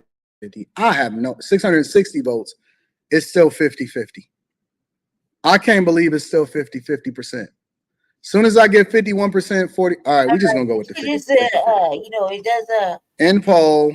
It does make the 50% to 50%. Also, that 50 to 49. So y'all say pray for everyone 50%. nah, let them get what they deserve, 49%. What I guess that's that one, because it's 663 votes instead of 662 votes. So all right, I see y'all on the fence. Let's get to her. Yeah. Oh, okay. One more. Denver Mayor Mike Johnston says the city has seen success in moving migrants into apartments because landlords are willing to rent to them. Denver 7's Christian Lopez shows us how one property management company is providing free housing to some families in need. Learning the stories of the families, getting to know them, and understanding what they've been going through, it's actually heartbreaking. The growing migrant crisis. And when we found out about something, is what Kendall and his team to step transforming vacant units. we are providing families in need with a fully furnished apartment, with food, with all the housewares, linens, everything that you would need to move into an apartment. Into homes for those who need it most. Family of 3 with 1 on the way. They get here. We were there as 2 families received a warm welcome. The families have been so appreciative, so happy. They keep telling us that they feel. We're really trying to do this shit for the unhoused. Like, you didn't see anybody just open up their apartment complex to let the unhoused come in here and stay for like 3 months so they can pull it together. Do you really see that shit happen? You really see anybody trying to really take in the unhoused in their homes, et cetera, et cetera, et cetera. You really see that shit going down. In fact, it's the opposite. The narrative is so negative. It's ridiculous. It's really bad. The narrative is. So you're not really seeing that with the unhoused neighbors. In fact, it's the worst. So and this goes into Lou earlier's thing where they're like, well, we'd rather house the migrants versus the unhoused. And it's like, how first of all, just help me understand how you're gonna be an American citizen. One thing, you don't want to take strangers in your crib. Okay, cool. So how you gonna be an American citizen?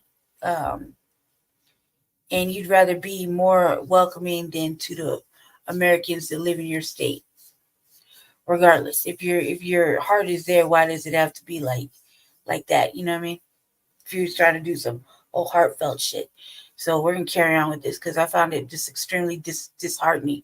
Because it took motherfuckers to have to be habitually homeless, or habitually in and out of jail, or habitually in and out of the hospital system, to even remotely get the help they needed. And that's just because the help isn't there. It's just a shove along type system in these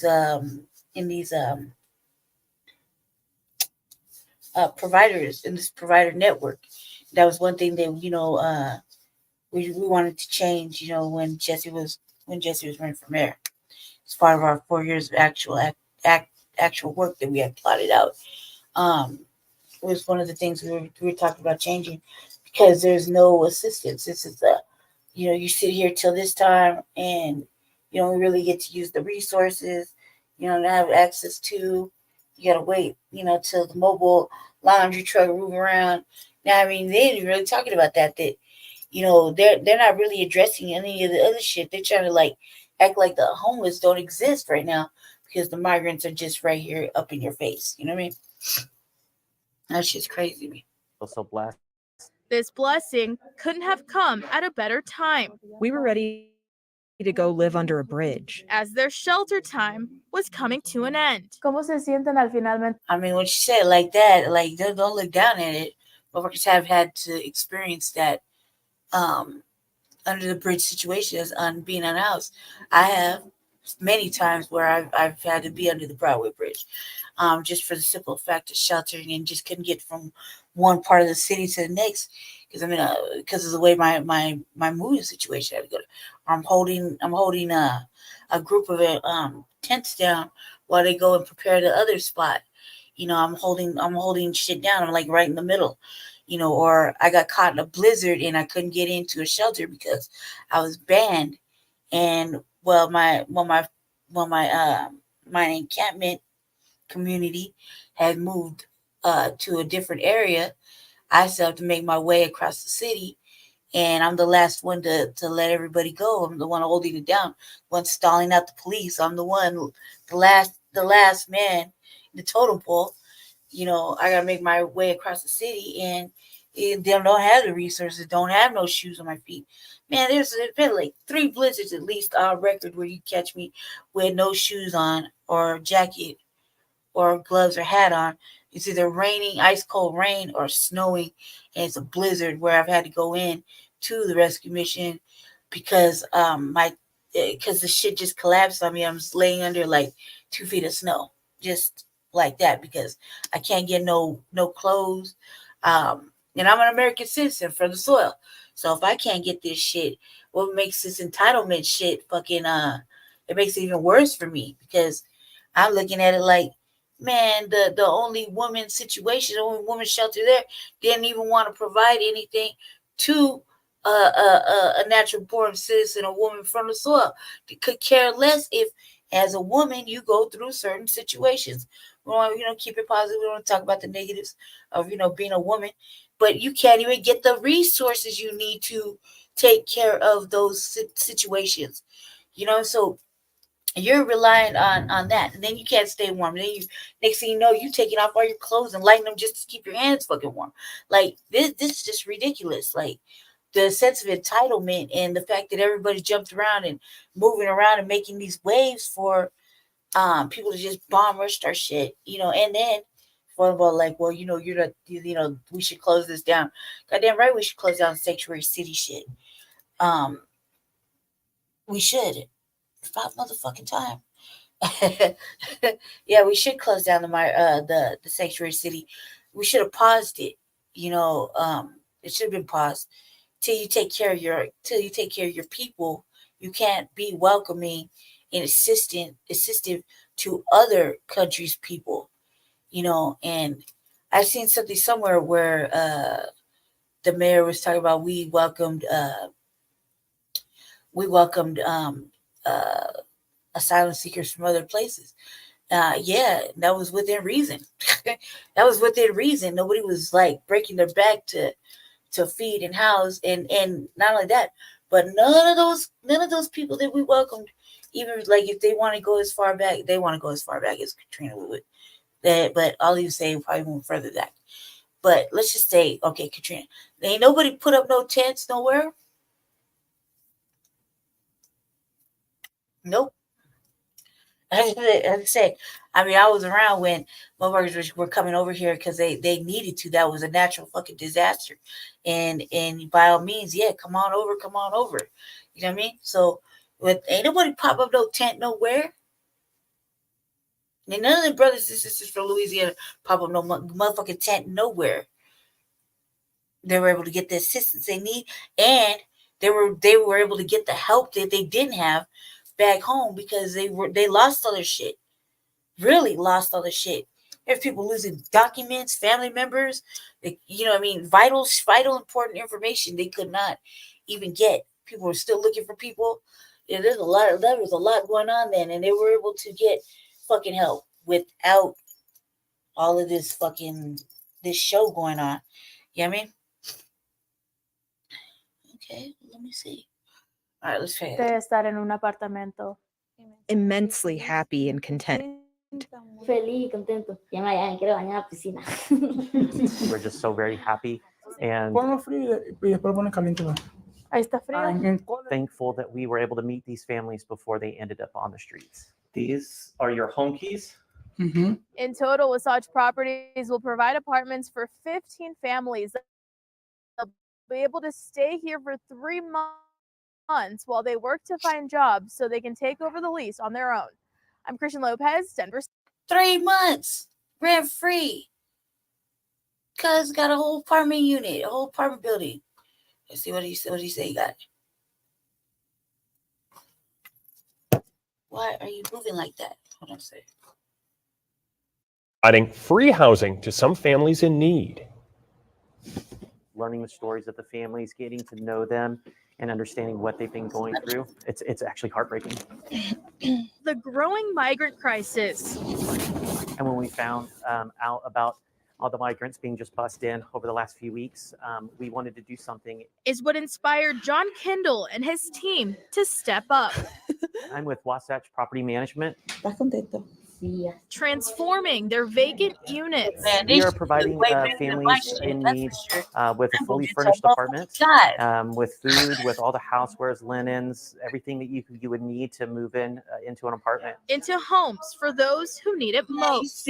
Family of 3 with 1 on the way. They came from Venezuela, traveled over 11 countries to get here. We were there as 2 families received a warm welcome. Very emotional. The families have been so appreciative. So happy. They keep telling us that they feel so blessed. This blessing couldn't have come at a better time. We were ready to go live under a bridge. As their shelter time was coming to an end. ¿Cómo se sienten al finalmente estar en un apartamento? We're just so very happy and we got a digital look. Right now, thankful that we were able to meet these families before they ended up on the streets. These are your home keys. In total, Wasatch Properties will provide apartments for 15 families. They'll be able to stay here for 3 months while they work to find jobs so they can take over the lease on their own. I'm Christian Lopez, Denver 7. Now, that property group also stocked the apartments with food and is providing bus passes to those families so they can have access to transportation. They're giving them transportation and everything, man. It's this one building complex. And he's not just the only one. He's not the only one. You know what I mean? He isn't the only one. It's ridiculous. All right, look. Okay, now we're gonna start heading to the political news. Okay, hold on a sec. Hold on. Why is my shit acting like this? You just see it free rolling. All right. We're gonna head into the shit that has to do with Donald Trump real quick. And yeah, I'm playing very fast. Begin this hour with some developments.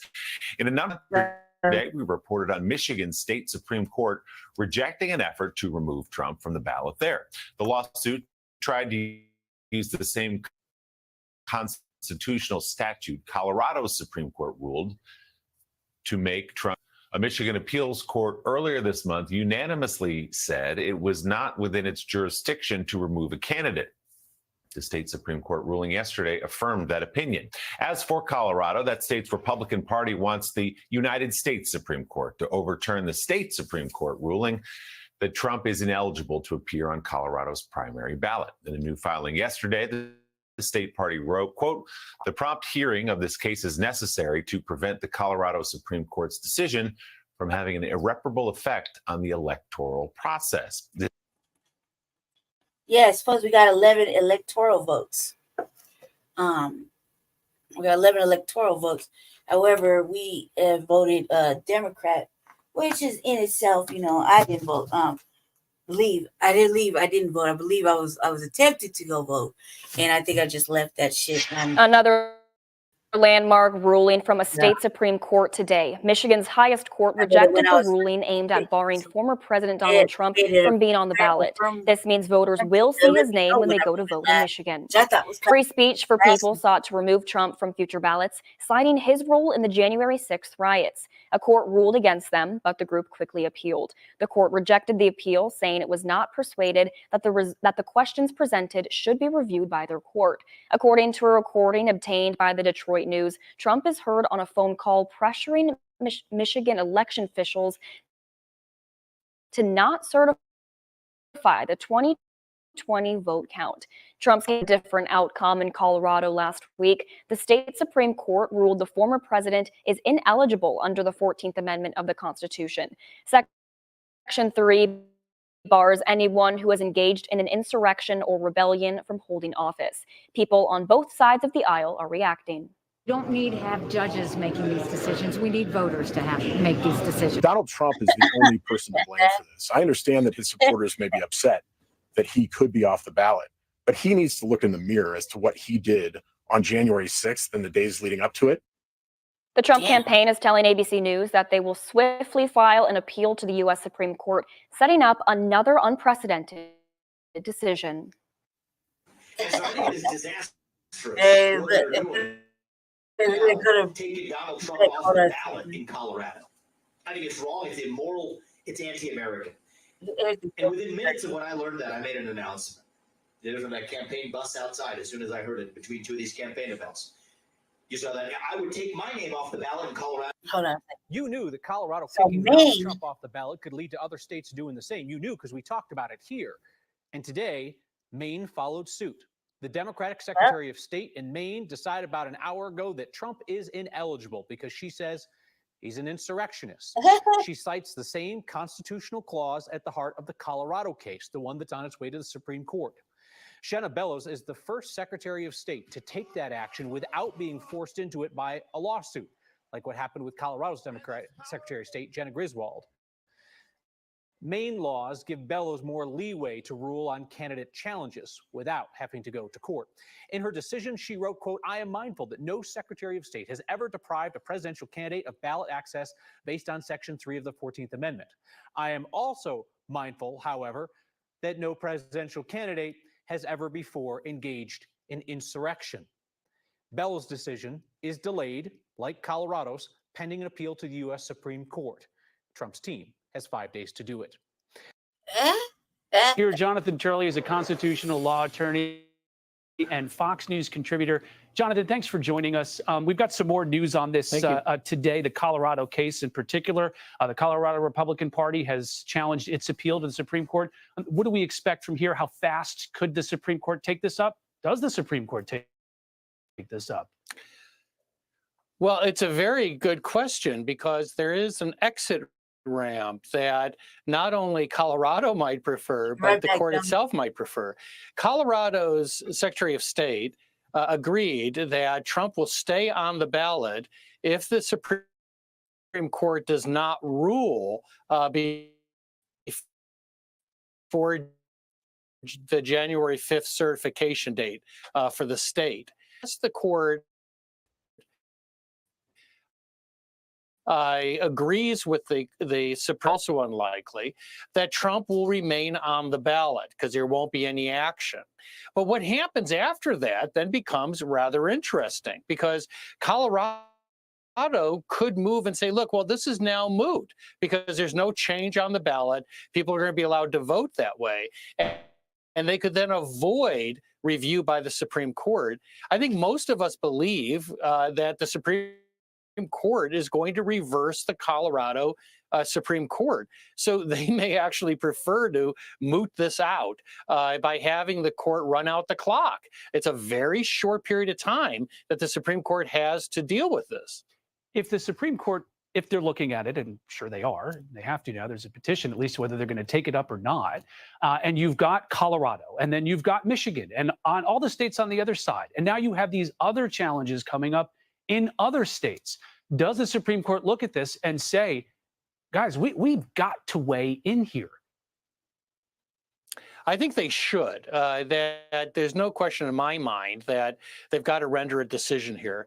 Many of us view this theory as not just unfounded, but dangerous.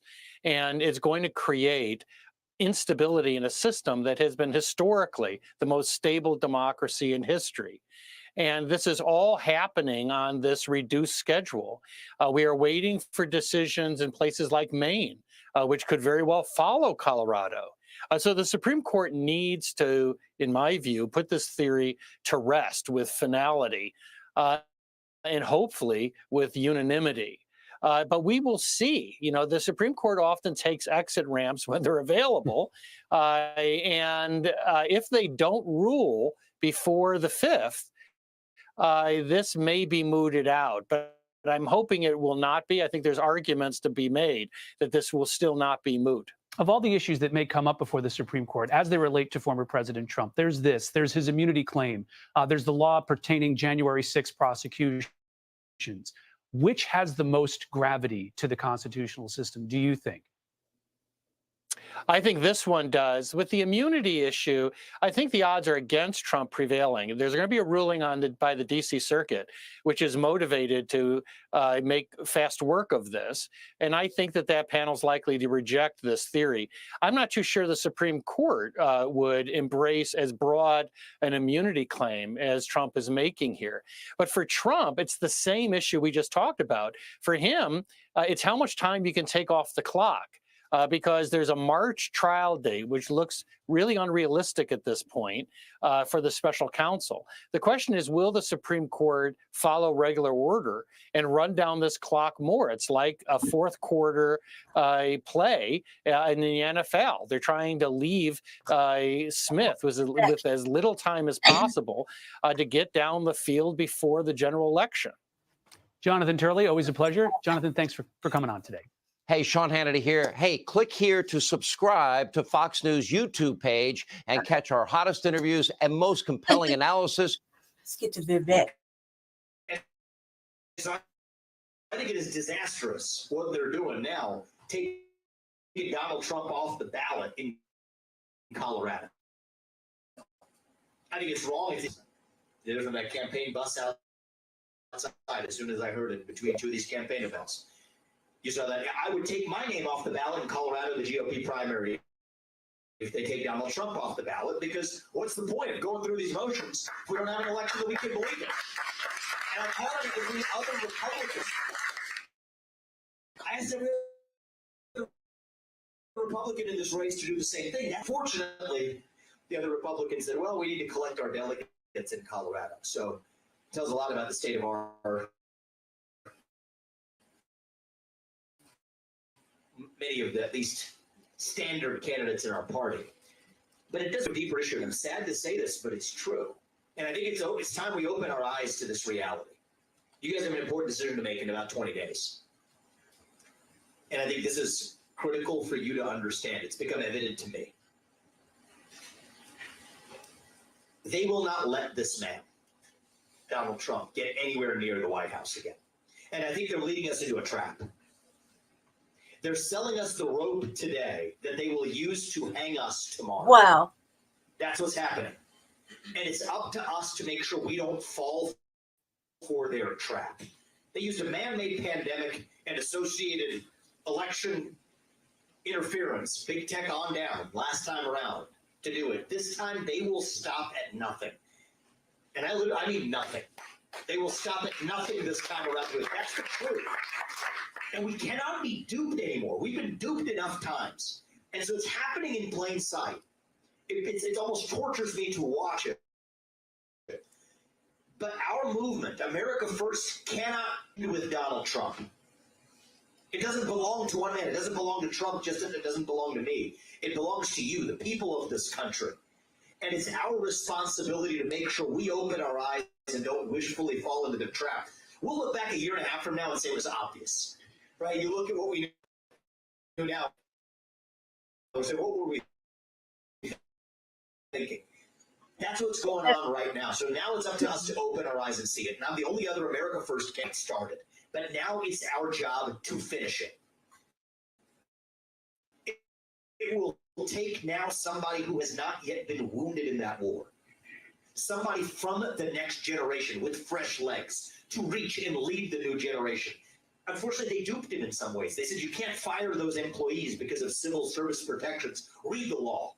You can do it if you're bringing mass layoffs to the Washington, D.C. bureaucracy. That's what I'm bringing.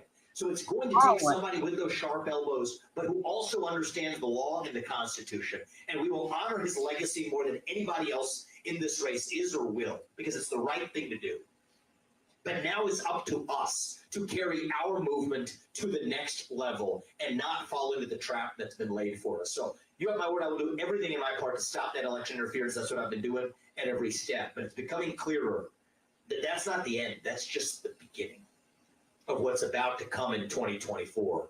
And it's up to us to make sure we don't get duped by their trick. It's like on the world stage, yep. There's a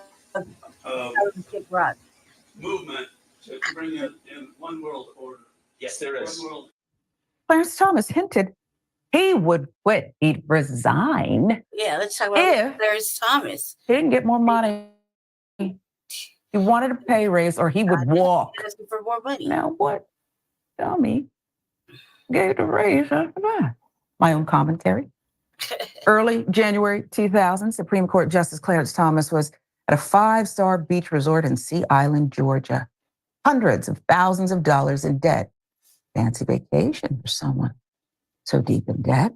Thomas had grown frustrated with his financial situation, according to friends. He had recently started raising his young grandnephew, and Thomas's wife was soliciting advice on how to handle the new expenses. At the resort, Thomas gave a speech at an off-the-record conservative conference, found himself seated next to a Republican member of Congress on the flight home.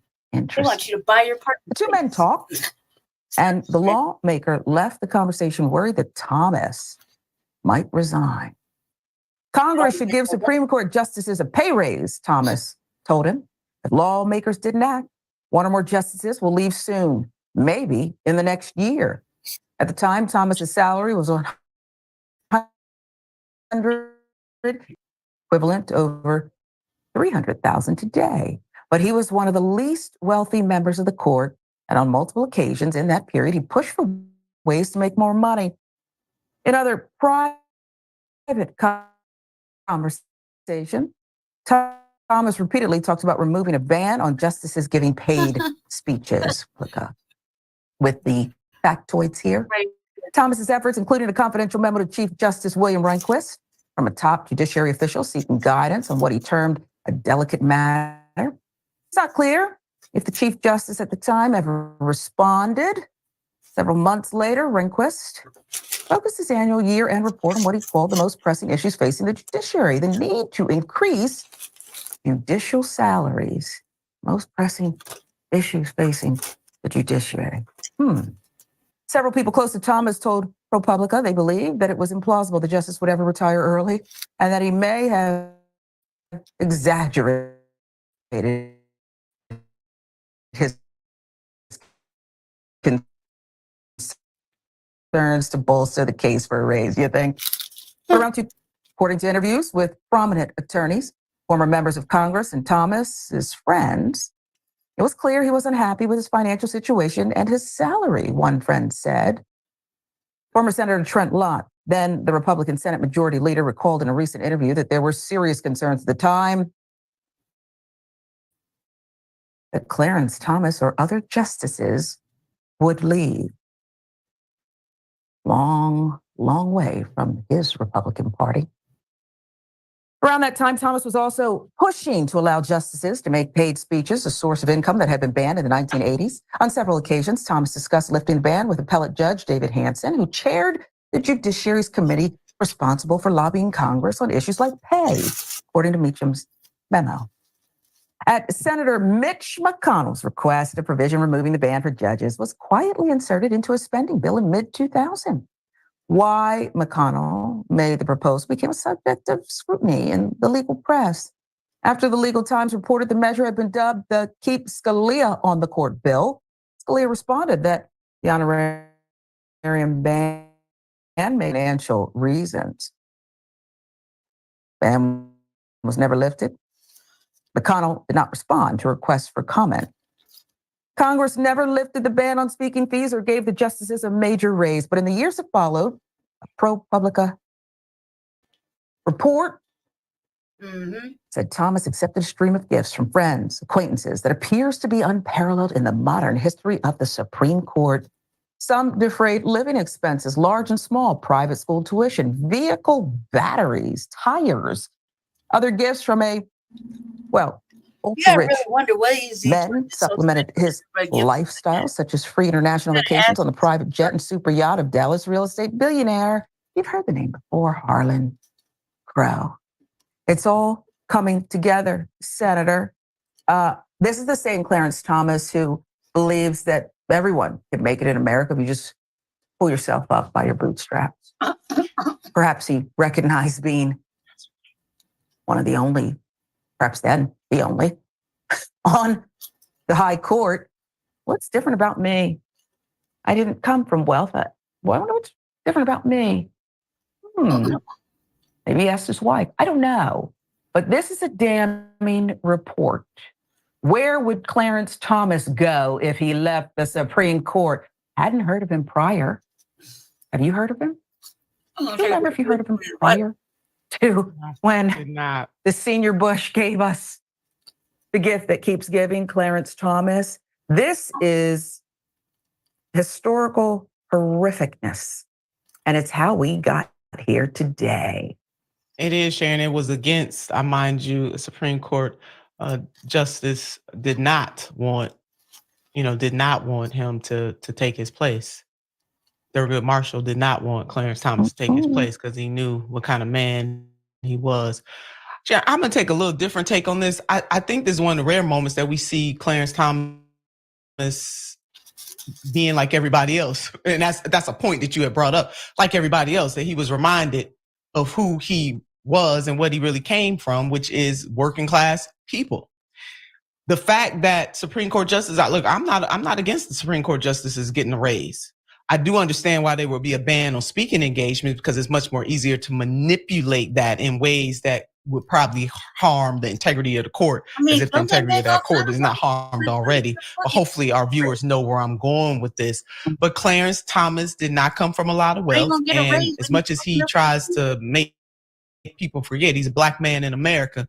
And oftentimes as Black people in America, no matter what your status or stature is, you will be reminded of that. And then lastly, the man wasn't go. Nobody, people just don't give up lifetime appointments, Sharon. I don't care how little it pays. You're not giving up a lifetime appointment. That's why he didn't go anywhere. But his argument, despite the fact that I do not agree with Justice Thomas, that Justice Thurgood Marshall was absolutely right. He was not the right person to replace somebody of Justice Thurgood Marshall's integrity and what he stood for in terms of the uplift of Black people and civil rights.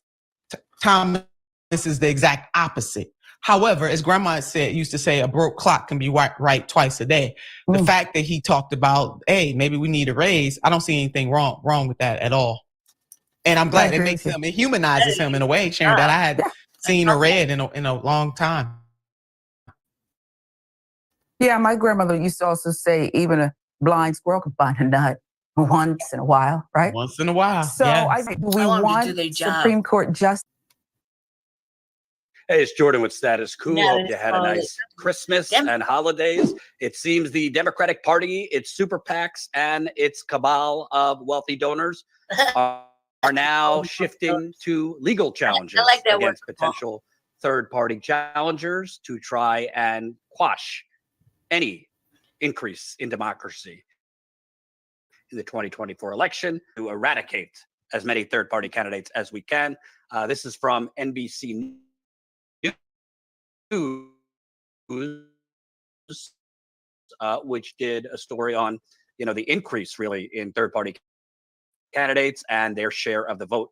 The ballot may be extra long next year with well-known independents like Robert Kennedy Jr. and Cornel West, along with possible centrist candidates, centrists like Joe Manchin on a no labels ticket, on top of the familiar presence of Green Party and Libertarian parties.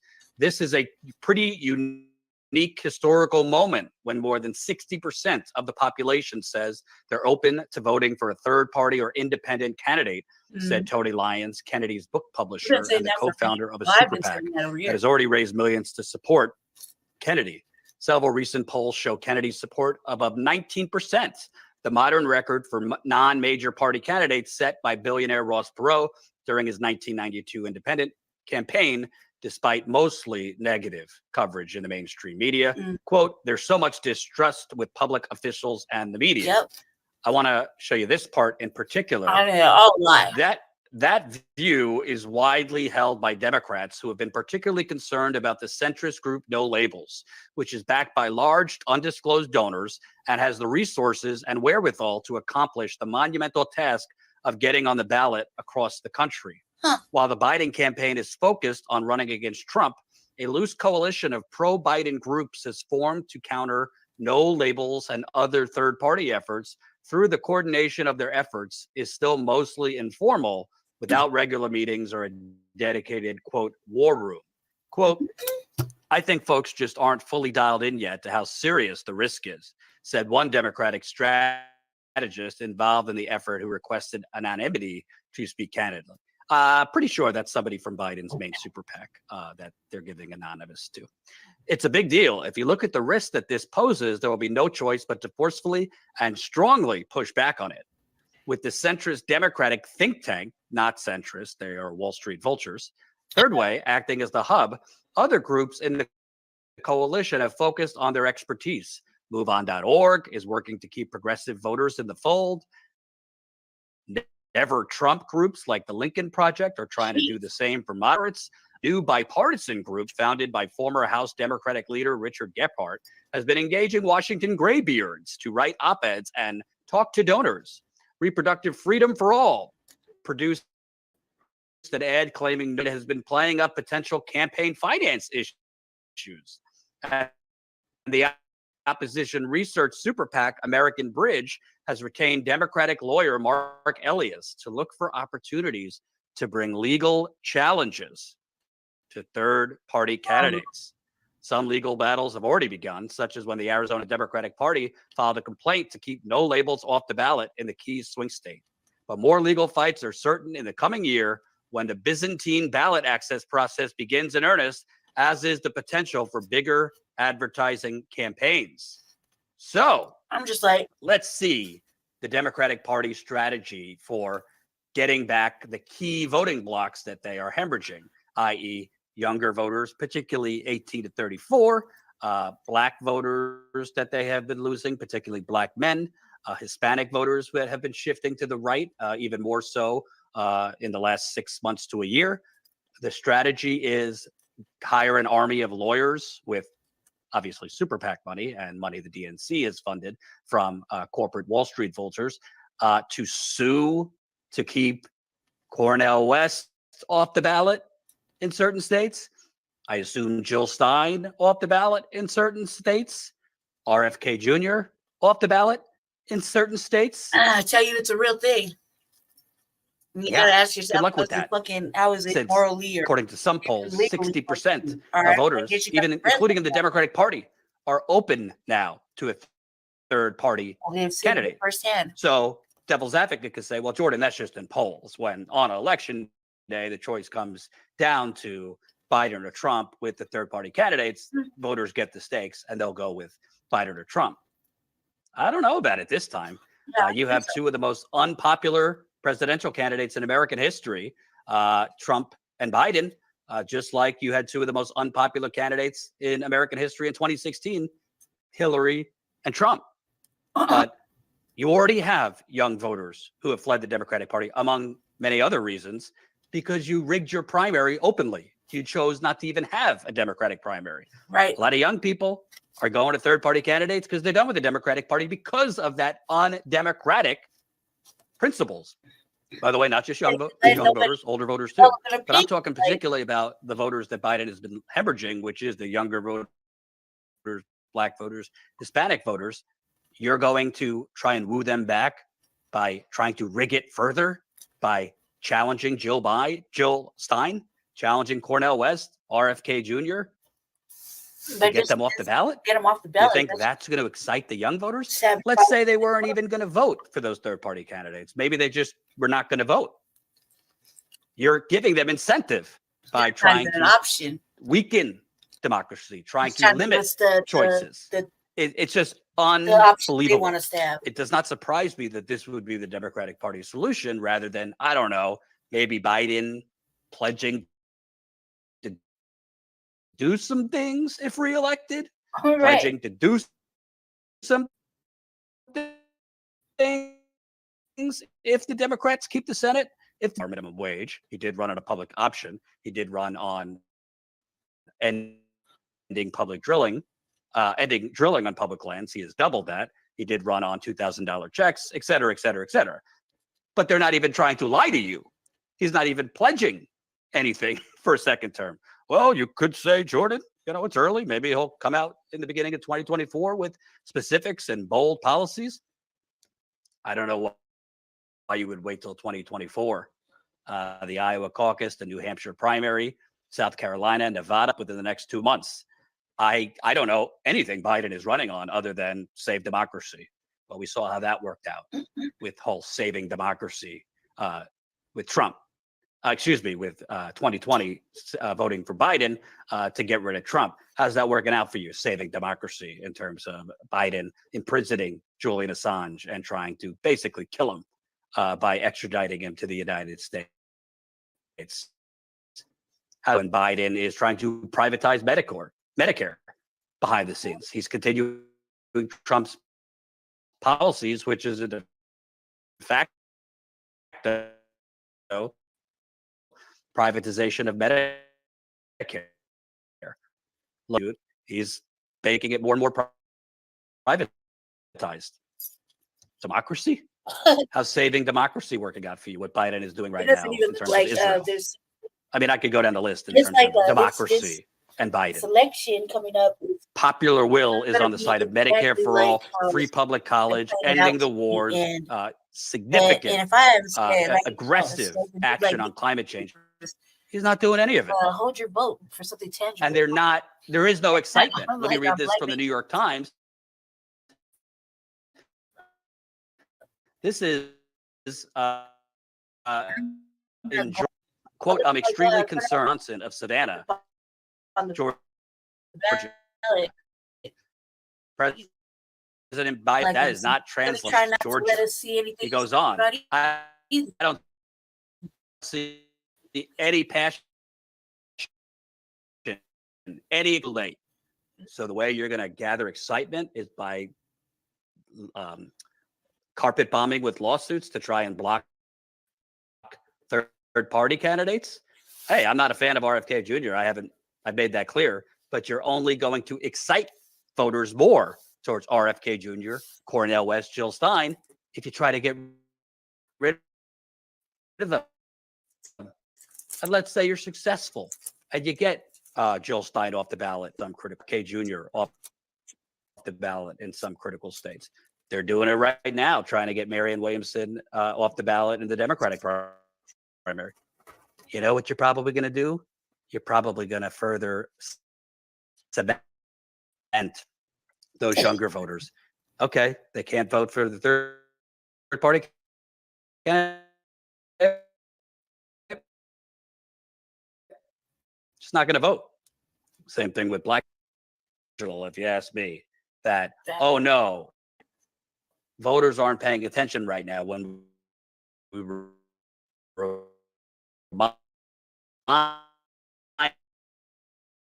them of it's Trump, when we remind them of all the legal challenges, when we remind them that he could be convicted.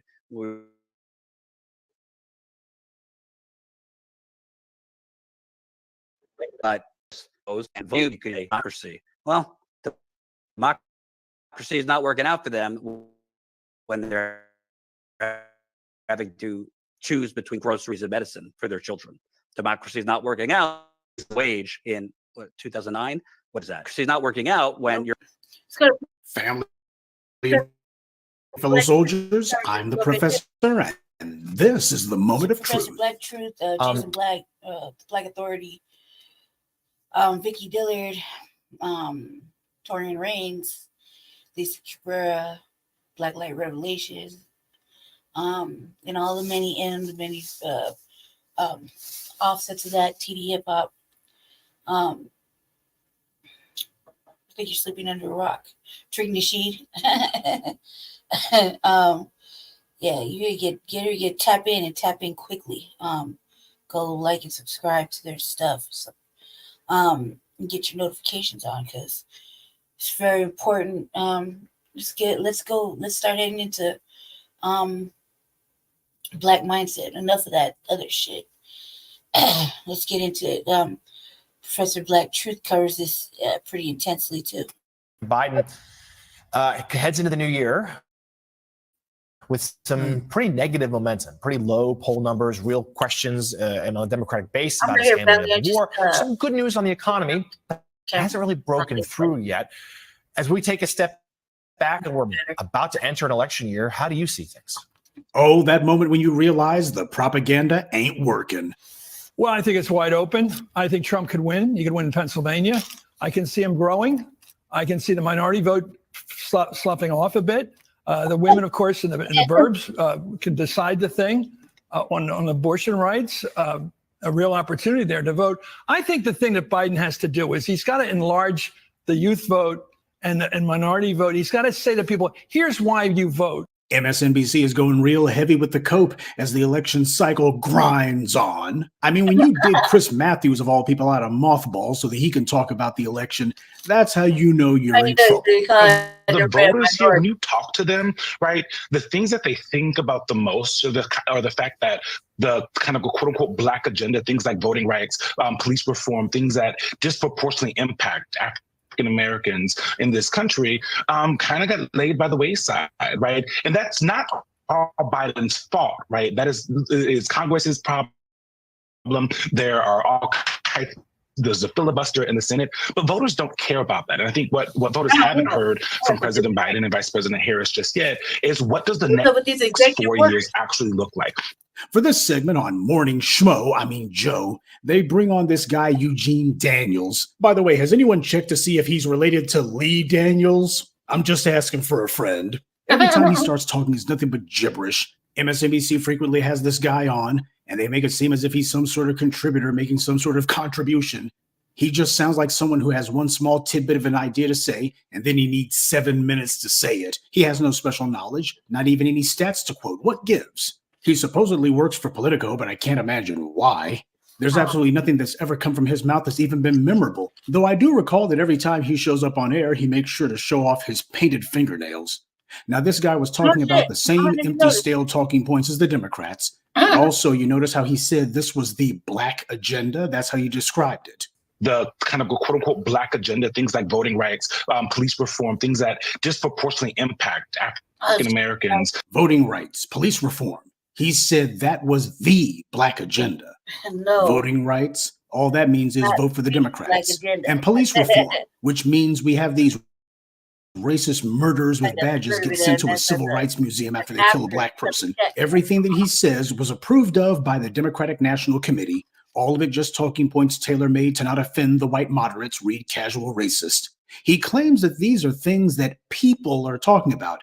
Family, we've been here before. Right. 4 years ago, when Biden was running for president, he was forced to make actual promises to black people, like his Lift Every Voice plan and his White House Police Accountability Commission, and it's supposed to be a George Floyd Policing Act and a John Lewis Voting Act and a whole bunch of other stuff. Just out of curiosity, whatever became of any of those? As soon as the white media announced that Biden had won the election, he immediately said he wasn't going to do the Police Accountability Commission. He said that he didn't have time and that Congress should handle it instead. So he ran on that promise. He won the presidency with that promise, but he had no idea that he wouldn't have time for it. And there's absolutely no excuse for Eugene Daniels not mentioning Biden's broken promise about that White House level Police Accountability Commission. After all, it was Daniels' employer, Politico, who reported on it. But I guess Eugene Daniels doesn't read his own website. All you Biden bots out there, can you say bait and switch? Or better yet for yourselves, can you say suckers? And as for voting rights, that's a trick bag. The Democrats' definition of voting rights means to allow illegal aliens to vote. That's where they're going with this. Black people are able to vote now, regardless of the Republicans' feeble, pathetic attempts to put stumbling blocks in our path. The problem is not that black people haven't been registered to vote. We already are. The problem isn't that black people don't have access to voting stations. We know how to elbow our way into the proceedings. We did it 3 years ago and handed Biden the White House and handed the Democrats control of the House and the Senate. We handed it to them on a silver platter. We did that. So the problem isn't black people being able to vote. The problem is we're tired of voting for nothing. Right. That's the problem.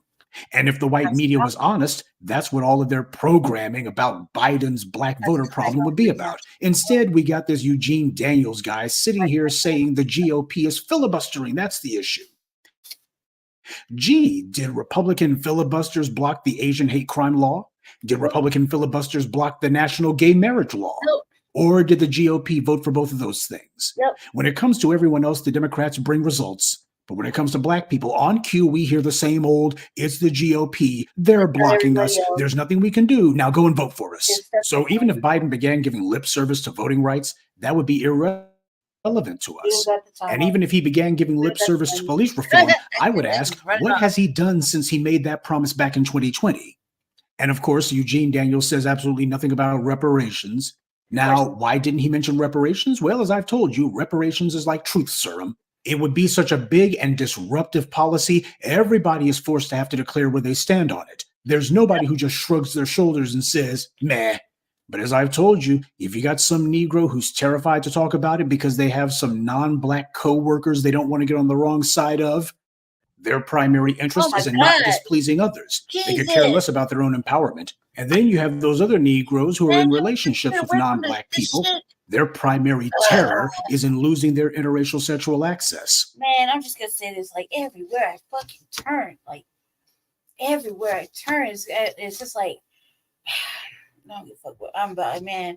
I turn, there's some LGBTQ fucking weird shit going on. Like, first of all, what the fuck is going on right here? Like, I just happened to look up from wiping my hands wiping my hands and I'm just like, man, what the fuck? Everywhere I turn, every episode I watch. I'm sorry, man, I got a cold in here. I had to go to the door and I was like that. At the door, I had to get something quick to eat, and I just had to get a little snack before I started getting cranky. But it was fucking cold out there. 24 degrees. Jesus Christ. So I just happened to I'm like this, wiping my hands, like that. Clear up my little section right here that I didn't really make a mess, but I just, just put enough in my system, right? And I'm like, I look up and I see this madness on the screen. I'm like, come on, cuz like I almost want to be mad at Professor Black Truth. Like, could she just warn a motherfucker first? I can't be mad at him. He's just keep providing a solid education. It should have just known just by, oh boy, he's probably, he's, oh man, he's probably FBA. You know what I mean? However, come on, cuz pull it together. Like, ugh. Should have just known that you just, who rocks a t-shirt with a motherfucking blazer jacket? Should have just known. But as soon as I looked up, I was like, so burgundy, fucking man, this is some old man. So I turn around, everything I've seen today, and I watched several movies today, and everything has a undertone or a blatant outright, either it's pervert, either it's some sort of chomo or child perversion, or it's a gay or lesbian-ish situation, or it's a trans situation. On every program I watch, and I literally, intentionally am trying to watch, like, just black shit, man. Some days, I can't get down with it. And even the stuff that has this casual Caucasian in it, it's just weird. It's like, come on now, stop. Like, can I just make it through one fucking movie, one cartoon, one anything without it turning weird or without it turning like this? It would be such a big and disruptive policy. Like when I looked up, I was like, oh, well, what the fuck? I always wanted to be bad. See, everybody is forced to have to declare where they stand on it. There's nobody who just shrugs their shoulders and says, meh. But as I've told you, if you got some Negro who's terrified to talk about what the fuck is he wearing? Is that like a train like you would put on a not like I say, is that like, of course, is he wearing this shit like a cape? Like what the fuck, and how does this go with that? Like there's no, you don't even got nothing green to match your bitch. Like what kind of shit is this? What the fuck is this? Like what? Are they at the same event? You know what I mean? Like, what in the fuck is this? Is this train, cuz? Why are your pants so high? Like, what? I was still looking for the painted nail polish that Professor Black Truth had decided he wanted to point out, and I was like, oh man, I missed that part. You know what I mean? But what the fuck is going on right here? Why is his pants so high? What is this? What is this? Is this like, did you decide you want to take the tablecloth with you? Cuz I mean, like, what are you doing? It's not like a cape. It's like a fucking. It's like a running. I don't know. The doll had never been actually married in an actual dress, so I'm not sure. But I'm pretty sure that's like one of those trains or situations that a woman would have on the back of her dress. That, you know, that follows her down the aisle, I believe. But what in the fuck? Why is it the same material? Like, why don't you match him? Why doesn't he match you? Like, not even a speck of green. Not even a speck. Not even the same flower fucking issue. Like, what in the fuck? Because they have some non-black co-workers they don't want to get on the wrong side of. Their primary interest is in not displeasing others. They could care less about their own empowerment. And then you have those other Negroes who are in relationships with non-black people. Their primary terror is in losing their interracial sexual access. Here Eugene Daniels is, in the New York Times no less, with his white partner. Reminds me of another MSNBC fixture, Jonathan putting on his Capehart. He also was featured in the New York Times with his zaddy. The white media wants their bootlicks to fit a certain profile, so they stick to the stock sanctioned safe language that the DNC tells them to say, and in the process, they become part of the problem. Black people who refuse to speak up for black interest, who intentionally and deliberately misrepresent the black agenda as being voting rights or abortion or student loans when the agenda. Like, you gotta capture the right moment to intensify the fucking actual subtle narrative that's going on right here.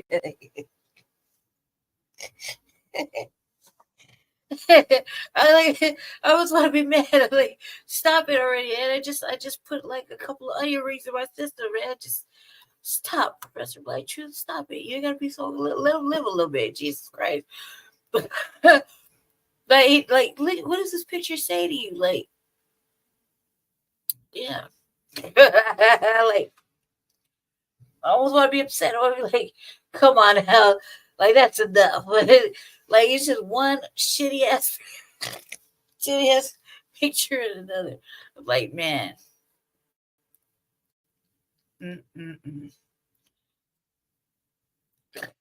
Mercy. is and has always been reparations, money for us. What I say. But of course, Eugene Daniels wasn't alone. When the white media's got its back against the wall and they're really desperate to sell the soap, they always make sure to have on multiple bootlicks. They usually come in pairs like butt cheeks. So up on deck, you got Al Sharpton. Isn't it their task to tell people to vote with their interests? It's not about Biden or Trump. It's about you. Do you want the right to choose? Do you want voting rights? Do you want student debt loans forgiven? Do you want to see police reform? Vote for yourself, and therefore you have to vote for Biden. Someone should tell Al Sharpton that we are voting our interests for the first time in a very long time. And since the Democrats are not putting our interest on the ballot, none of their candidates are representing our interest on the ballot, we have no interest in voting for them. Now, Al Sharpton was at that phony reparations committee signing in New York last week, and yet here he is just a few days after that on MSNBC, and the subject is why black voters are not enthused about voting for Biden, why clearly black voter turnout is trending downward. And he doesn't say even one word about reparations or about any money for us or legislation specifically for us. By the way, on a side note, Joy Reid said that anyone talking about reparations is a Russian bot. Remember when she said that? Yeah. Since Al Sharpton was at a reparations committee signing, I wonder if she'll call him a Russian bot now. I'm just asking for a friend. See, the white media thought that this reparations thing would go away after the 2020 election. They thought that their A-dunce cronies and other bootlicks would dispel the energy. But they didn't. We're still here, still pushing the boulder up that hill. So since we didn't get tired and we haven't moved on from this issue, they're instead trying to co-opt the issue altogether, to take it over and redefine it so that they can invalidate it. Al Sharpton is part of this. He talks about abortion, which is mostly done as a sop to white female voters, and student loan debt forgiveness, which also mostly benefits white women. He doesn't connect reparations to black voter turnout, doesn't even mention it, because he knows the white media he works for doesn't want to promote that idea at all. Not because it wouldn't win elections, but precisely because it would win elections. The problem is it would win it the wrong way, by overturning the racial pecking order. The message that the white media has been hammering us over the head with has been crystal clear. If black voters don't get back on that treadmill and vote for nothing, then we're in for a rude awakening if Trump wins next year. Yeah. And to that, I'll ask the same question that I asked in 2015 when Trump was running in the primaries. What is Donald Trump going to do in the White House that Obama hasn't been allowing to happen all along? And the same applies now. What is Trump's second term going to do that he wasn't doing to us in his first term? They claim that he's going to be enacting the kind of racist policies nationwide that we've seen in places like Florida. Okay, and here's my answer to that. What have Democrats done in Florida or anywhere else in America to push back against the race-baiting laws that trash like DeSantis have enacted? What have they done to declare war on the racist right? Nothing. So they're already letting these red state racists trample on us. The only difference is bootlicks like Al Sharpton get to have a TV show, and Eugene Daniels gets to work for a white media website, and Jasmine Crockett gets to be in Congress. This is all about scaring us into improving their lives while they ignore ours. They know exactly what they're doing. What they don't know is whether or not it will work. Now, as I alluded to a moment ago, the white media is also trying to invent political stars out of whole cloth. Back in the spring, it was those two goofballs in the Tennessee legislature. And just in time for Christmas, they're trying to make Jasmine Crockett the next big thing, more like the next big nothing. Right. I am so excited that my colleagues across the aisle care about sexual abuse, considering that the front runner right now for presidency is kind of just been found liable of sexual abuse. Every time we seemingly have a hearing on voting rights, we talking about the fact that people are cheating. So let's talk about who's cheating. I got a few articles. But when we start talking about things that look like evidence, they want to act like they blind. They don't know what this is. These are our national secrets. Looks like in the to me. Yeah, keeping it classy. This is the kind of black woman that the white media approves of. This is supposed to be a Democratic rising star. Loud, profane, quote unquote, sassy, and wrong. And notice how none of her white Democratic colleagues had any problem with her asinine behavior. That's how you know they're the ones who put her up to it. She wasn't going off script with all that nonsense. She was doing exactly what they told her to do. This is the kind of black woman that they approve of having around themselves. This kind of sassy, mammy-like character. Another bootlick who toes the party line and says nothing about our tangibles. She's just so eager to be the next Kamala Harris. You can smell the desperation on her. Now, if being like Kamala means that she'll be rejected by black voters on a national level and crash and burn the second she runs for office outside the cozy confines of her congressional district, then yeah, she'll wind up just like Kamala. But if she thinks that that means she's going to be a senator or governor, and beyond that, no doubt president, then she's an even bigger fool than we thought. But if she thinks that she's going to imitate Kamala's antics and get to the White House, she won't. Actually, this practice of doing all of this showboating and such, it didn't really begin with Kamala. It actually began with Barack Obama. He's the reason we see these fools keep doing this. When Obama won that Senate seat back in 2004, it was excruciatingly obvious he wanted to be president. He made the predictable denials of this, and he said that he would complete his term as senator before seeking higher office. But the second John Kerry lost the presidential race, Obama was immediately running around to every natural disaster he could, like Hurricane Katrina, and he made it a point to get into bickering contests with every one of W's administration officials who appeared before him in the Senate. Anything to get in front of those cameras. It was all unnecessary, and it didn't accomplish anything. He never really had a gotcha moment, though it did succeed in forcing his name into the news cycle, which had been his goal all along. Obama was the one who pioneered this technique of using those hearings as a soapbox to get in some digs at the opposition, and by doing so, get on the nightly news or into the cable news cycle. It began with him as far as the Democrats are concerned. So everybody knows I love the Senate hearings. I love it because later they get in there, everybody's that. However, I gotta say, I don't know how to feel about it. All I know is that that's a Democratic shield, that's a mammy, and that broad don't speak on black anything. She don't even I've rarely ever heard her even use the word black. So in regards to the people. And she's so much, on the Biden side of shit. So I'm gonna roll something here that Tim Black did a minute ago about this, but excuse me, I didn't mean to say, but she hasn't spoken anything about reparations, the plight of foundational Black Americans here. She hasn't spoke about anything like that. The fact of foundational Black Americans in the states, even her area, that are being being pulled down further and further. You know what I mean? So yeah, she's not. It might be pretty on the outside, but it's not for us. You know what I mean? Because she don't even talk about anything Black, like, at all. And whatever she's saying, it's like in general, just like it's like an all inclusive without being inclusive. You know what I mean? It's ambiguous. When Kamala Harris got into the Senate years later, she did the exact same things, constantly pretending to be outraged at Trump administration officials who appeared before her in the Senate. And now we have Jasmine Crockett, who at this late date is still trying to run against Trump, even though Trump's not in the White House. She has no charisma, no real intelligence, and no credibility, though she does have a raggedy weave, so there's that. Here she is doing anything to get the white media to cover her. She begins cursing in Congress because that's putting her best foot forward, I suppose. But this is who the white media is trying to big up next. This self-interested, self-promoting egomaniac. White power creates these creeps, then uses their media monopoly to push these puppets on us. And all they do is say the opposite of what the Black community actually says. And then you got clowns like Roly-Poly Martin amening their every stupid utterance.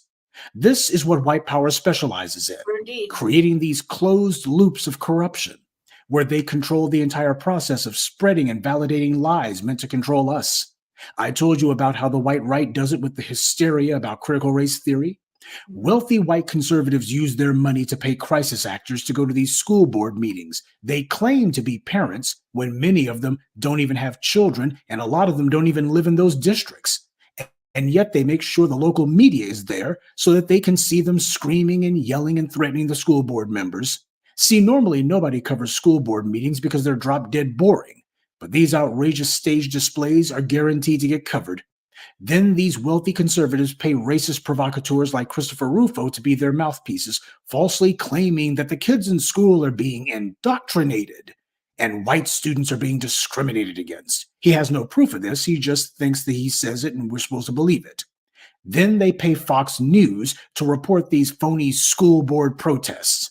And then these wealthy conservatives have the Republican politicians in Congress or in the state legislatures who they give big campaign donations to vow to write legislation to attack anything woke, which is a euphemism for Black.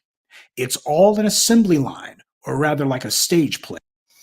Yeah. All right. We're gonna So tonight's show was entitled "The Democratic Party is Officially Unfixable." That's Black truth. And I got the receipts. Truth. That's because the Democratic Party is unfixable, and because I do have receipts. I like Tim Black, and Tim Black is probably one of the main people that cover Cornel West, and I like Cornel West right now. They're not gonna get me to say that I'm interested in anything that's going on with the Republicans or Democrats or too much with the third party candidates. Even if I like the Young Turks once in a while for news media, I really dislike Dr. Riche. Okay.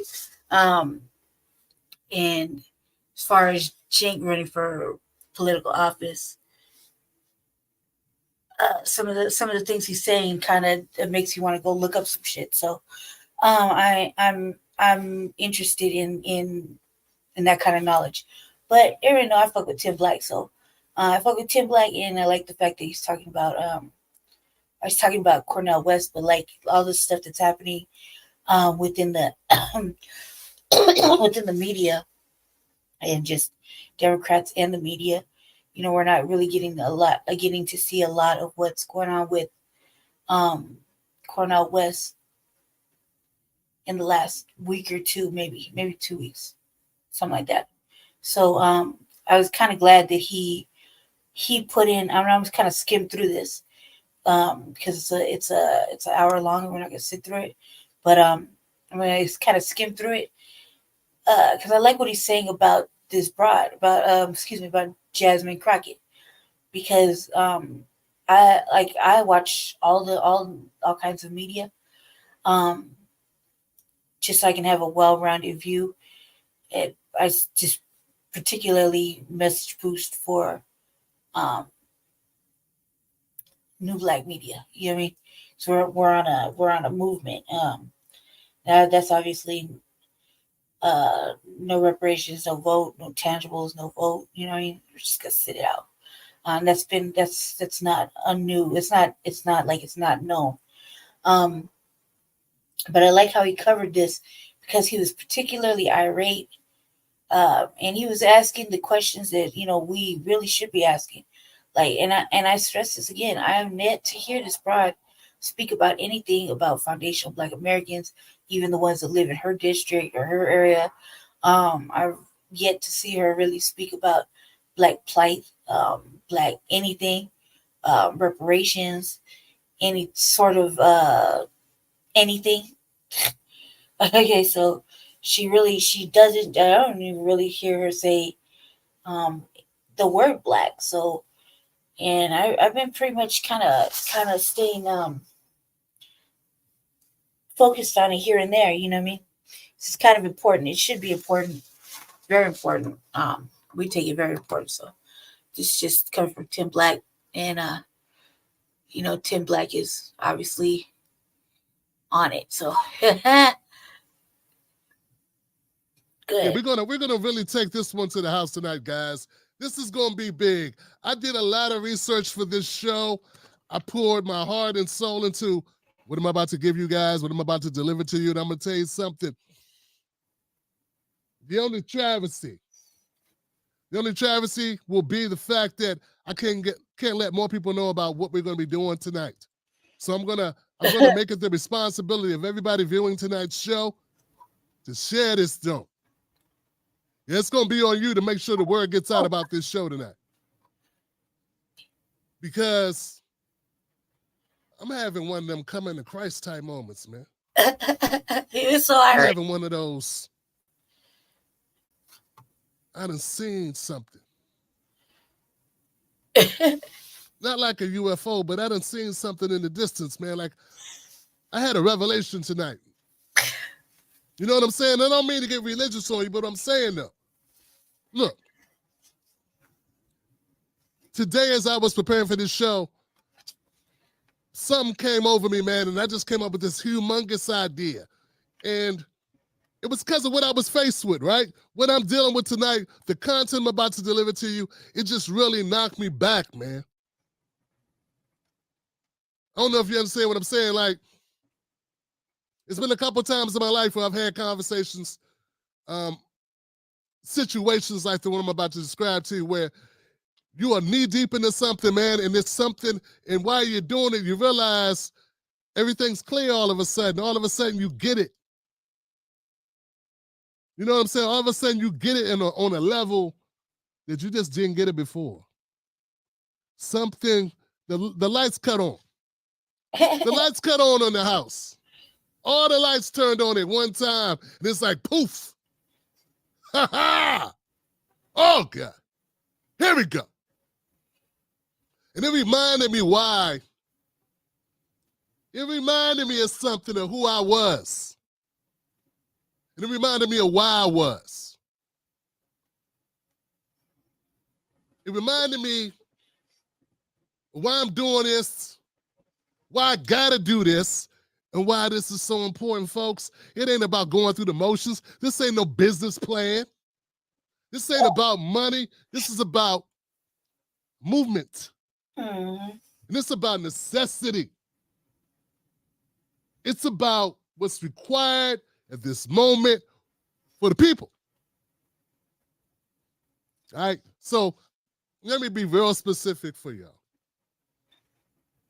I watched a replay of Representative Jasmine Crockett out of Texas. She was on the Breakfast Club, and she was a talking. She was talking the gospel, folks. She was putting it down for President Joe Biden. She was talking.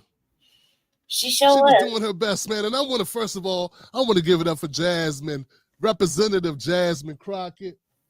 Give it up for her, man. I was inspired. I was inspired by her bold, passionate. Look at his face. Energetic defense of President Joe Biden and the Democratic Party. I was hypnotized by her words, man. Like, they really spoke to me. You know what I'm saying? Like, her ability to convey her points, the rapid fire of her delivery. It was a thing to witness, man. I want to encourage everybody to go check out Representative Jasmine Crockett. No kidding. Appearance in the Breakfast Club a couple days ago. And I'm glad one of you good folks, like say, Tim, please take a look at it, because you were right. It was trash. You know, as a freshman congressperson. Trash. That's all I gotta say about that. She laid out a clear, unbridled support of Joe Biden like I've never seen before, man. So did. The way she articulated her thoughts about this, man, the way she rolled for Joe Biden and the Democratic Party, the way she represented for black folks, the way she was speaking to black folks, man. Like, you gotta understand what I'm saying. Like, she was just America's a very segregated country, right? You know, but we have a lot of things in common. You know, there's a lot of things we share. Hip hop, for instance. You know, it's the language of America, man. It's the dominant genre of America. It's, I would say, the Western world. You know, we share that, man. I don't care who you are, man. There's certain concepts and slangs. check it out, man. So I was up in my apartment real quick. I got pasta straight. She had a trash truck outside, right? But I was over there right before I decided to get up and talk to Jesse and Shabaka about Grand Rising tomorrow. I had my machine on, right, and my oxygen and everything on, and I really can't lay on the right side right now. Yeah, the right side, because I had a busted lung. If y'all remember, back like about 3 years ago, I had a hole in my lung from an incident of a previous situation, and I don't want to get into it because it busted up my lung, and I had a hole in my lung that was because he ruptured it. This whole stuff. I don't want to get into it. Just not have to get into it. And what was holding the lung together is a tumor and a blood clot.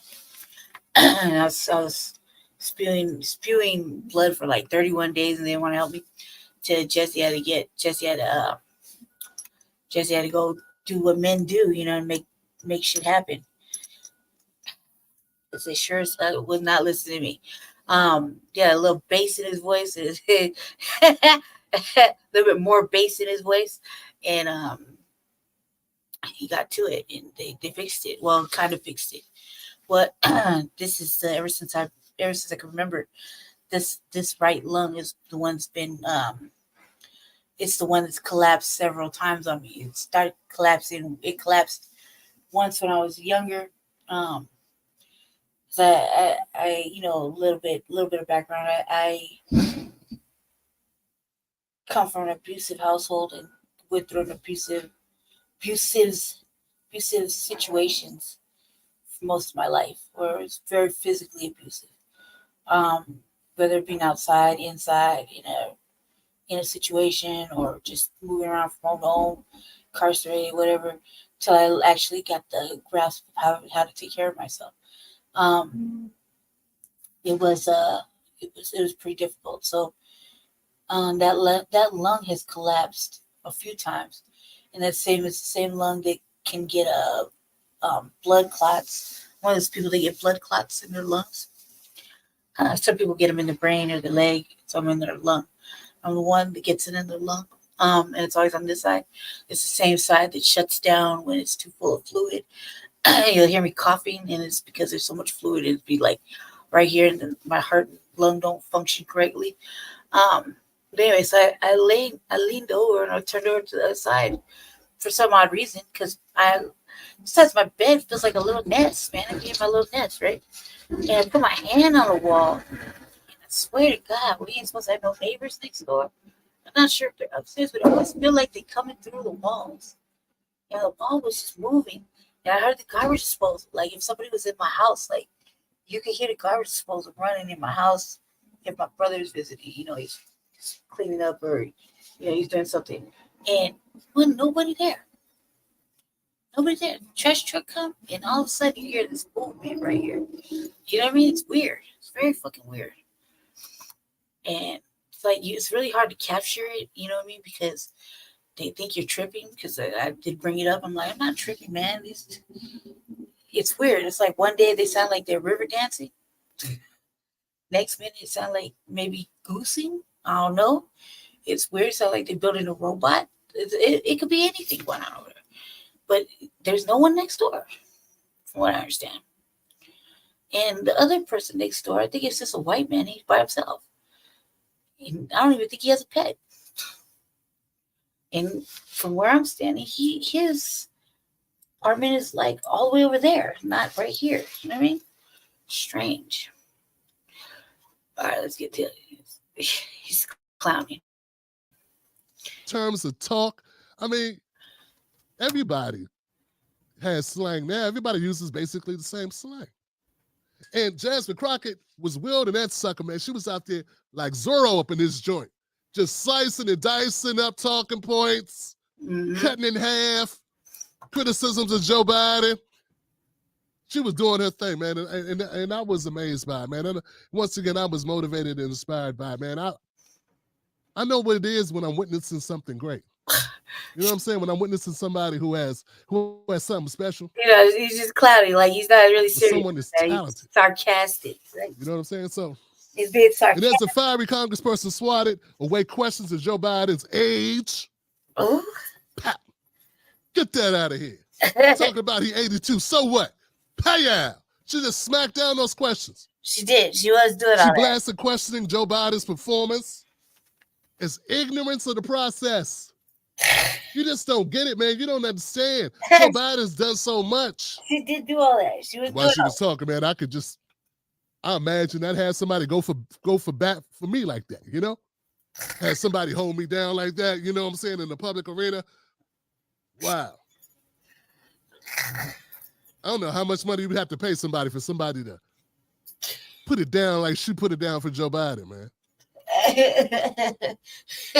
You got credit for free out here on the new black media. And even when she wasn't totally defending Joe Biden, she was putting the onus on black folks. She was saying, look, guys, look at the alternative.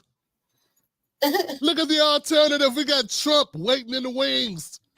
This is not time to play around. We got to deal with this. We got to ride with Joe, because can't nobody get us what Joe can get us. Can't nobody do for us what Joe Biden can do for us. What the fuck?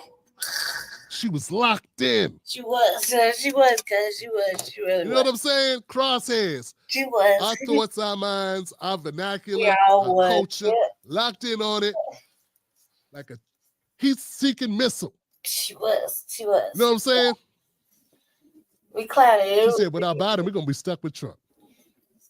It was And ridiculous. fascism will overtake the country, and there will be carnage. Hell, there'll be a dictatorship in the White House. She did say it. You don't want to live under a dictatorship, do you? You should have seen the Breakfast Club boys, man. They was quiet, man. Charlamagne didn't have much to say. You know how witty Charlamagne is. He played devil's advocate as much as he could, you know, pretending to fight back, push back a little bit. Go ahead, girl. You know what it is, congressperson. Envy stumbling out there. Fresh off his lawsuits. He might as well not even showed up. I mean, his pushbacks was so weak, it was like feathers on a buffalo. You know what I'm saying? She said, Donald Trump the fascist, Donald Trump the dictator, Donald Trump a former president staring down the barrel of 91 indictments.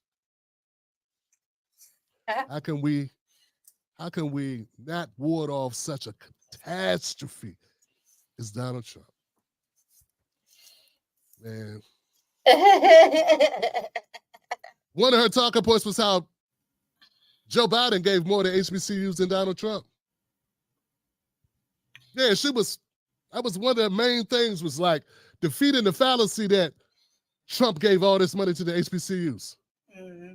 That was like one of her main talking points. And I'm sitting there and I'm thinking, okay, damn, look at her go. We just were having go, Jasmine Crockett. Tim Black. For the fact it's Biden administration. Now that I'm looking at it, it's a the big American Rescue Plan. It kind of does. Delivered a historic $5.8 billion, a cumulative investment. Cumulative. That means when it's all said and done. Not now, not at one time, but it's all said and done. A cumulative investment in the support of HBCU since 2021. This includes $3.7 billion in relief funding from the American Rescue Plan and other pandemic relief.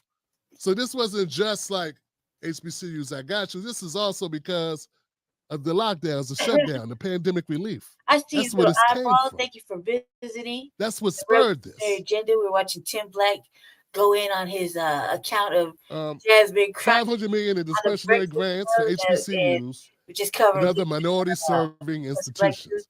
500.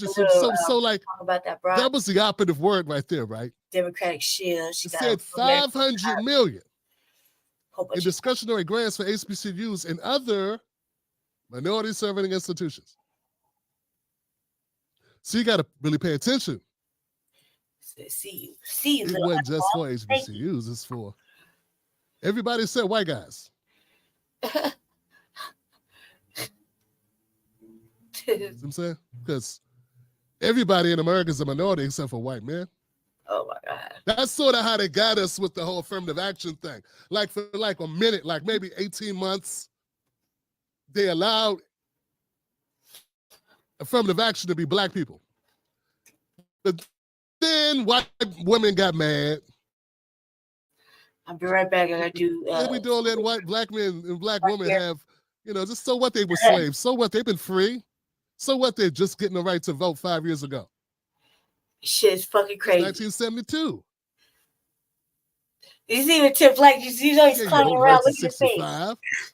The field's level now. How can we get them affirmative action? And then they made some changes to affirmative action. All of a sudden, affirmative action meant everybody except white men. Look it up. Eskimos, Asians, Latinos, anybody coming from a They just tell you they're taking that nice, fair-skinned country to America. Affirmative action is they make all these, just anybody. Slap in the face. And it just takes the work that everybody did. Expanded and just shut So anyway, so that's what the $500 million is for HBCUs and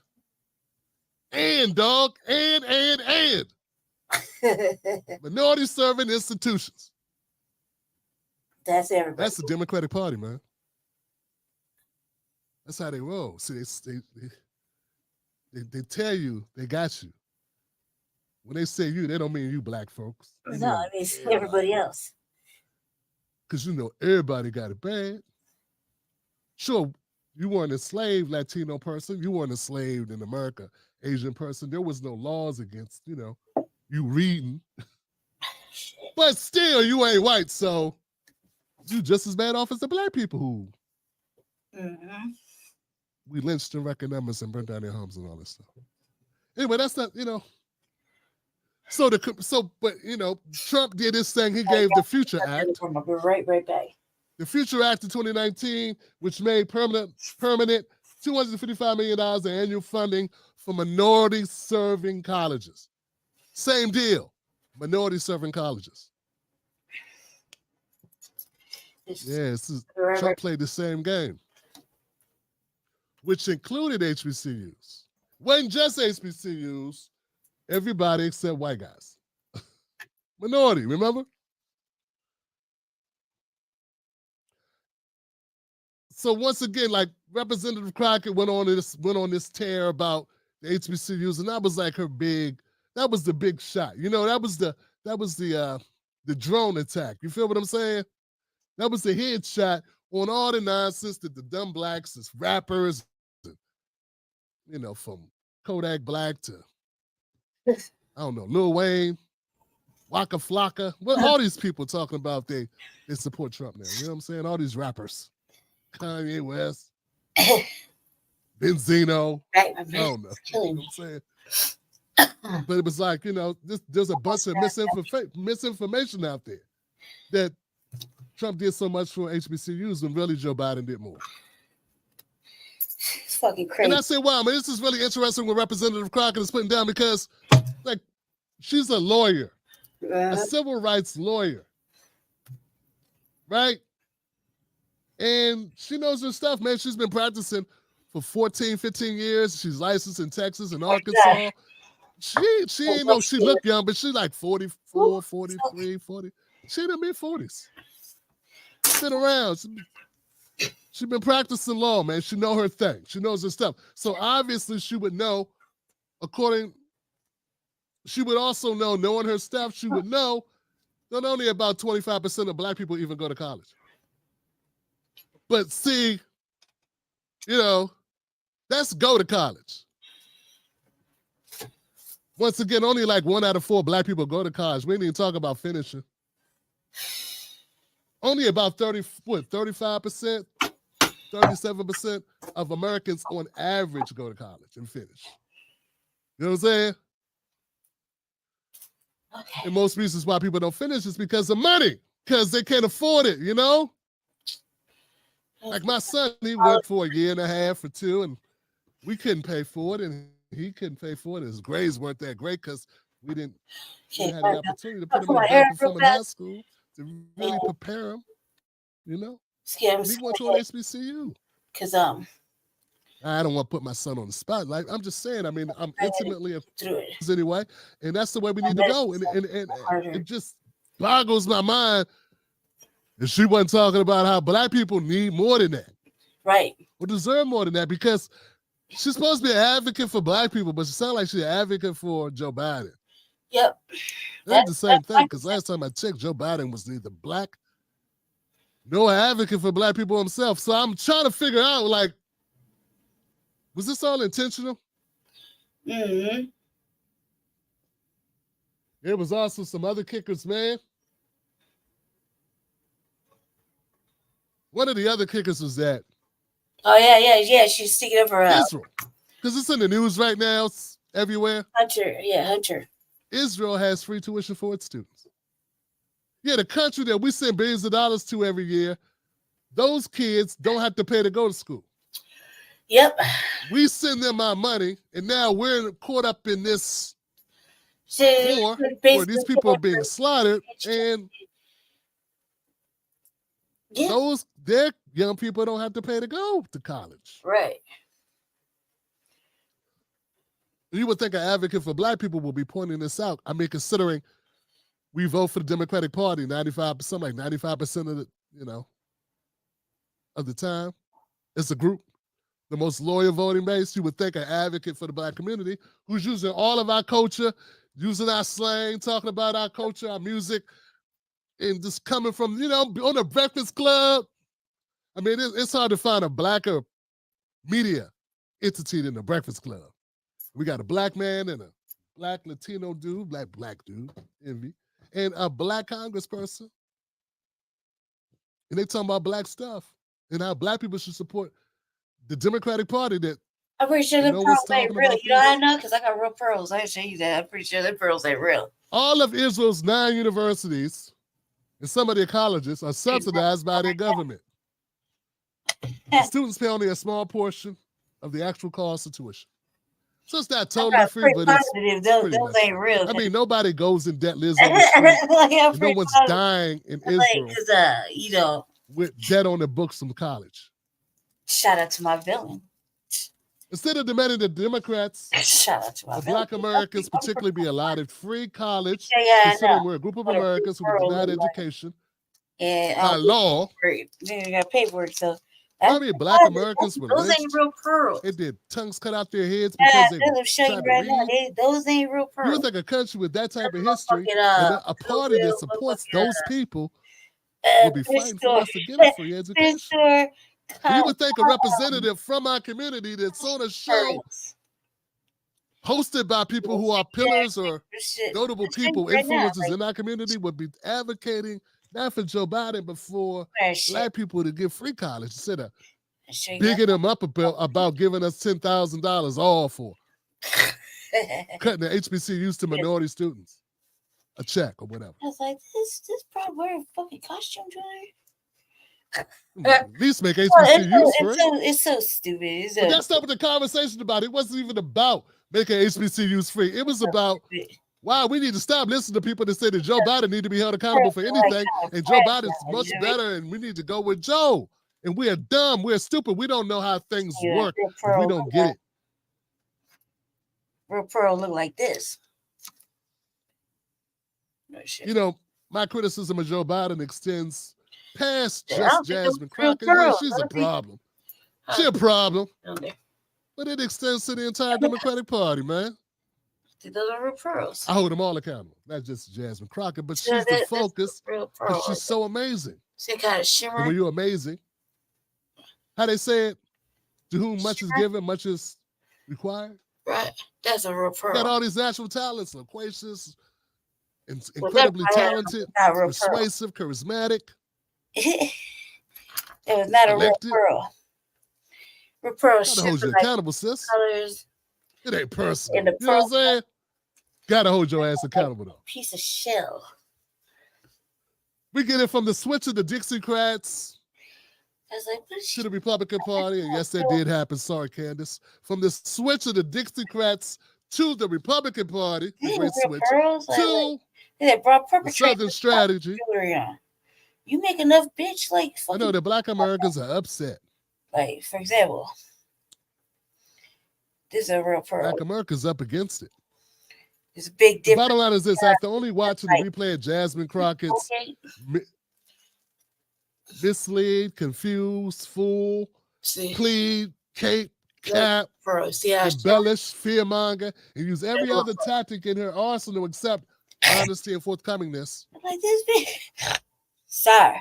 And admit that the Democrats are offering only a small pittance to what they should be offering. What you trying to do, old fucking clutch your pearls moments and shit? Oh, God, I was pissed off. Man. He can talk about Hunter. Disillusioned. Befuddled. What is going on? Yeah. He just kept pointing out that, hey, we got to keep out the boogeyman. The boogeyman by the name of Donald Trump. Well, I'm putting the Democratic Party on notice, and I'm putting all the black America on notice that we have to stand up. All the progressive thinking black folks. All of the conscious black folks. All Americans need to wake up, but particularly black Americans, because black Americans vote for Democrats like nobody else votes for Democrats. Mm-hmm. Not this time, though. We need some reality check cashing black Americans to be on notice and on point.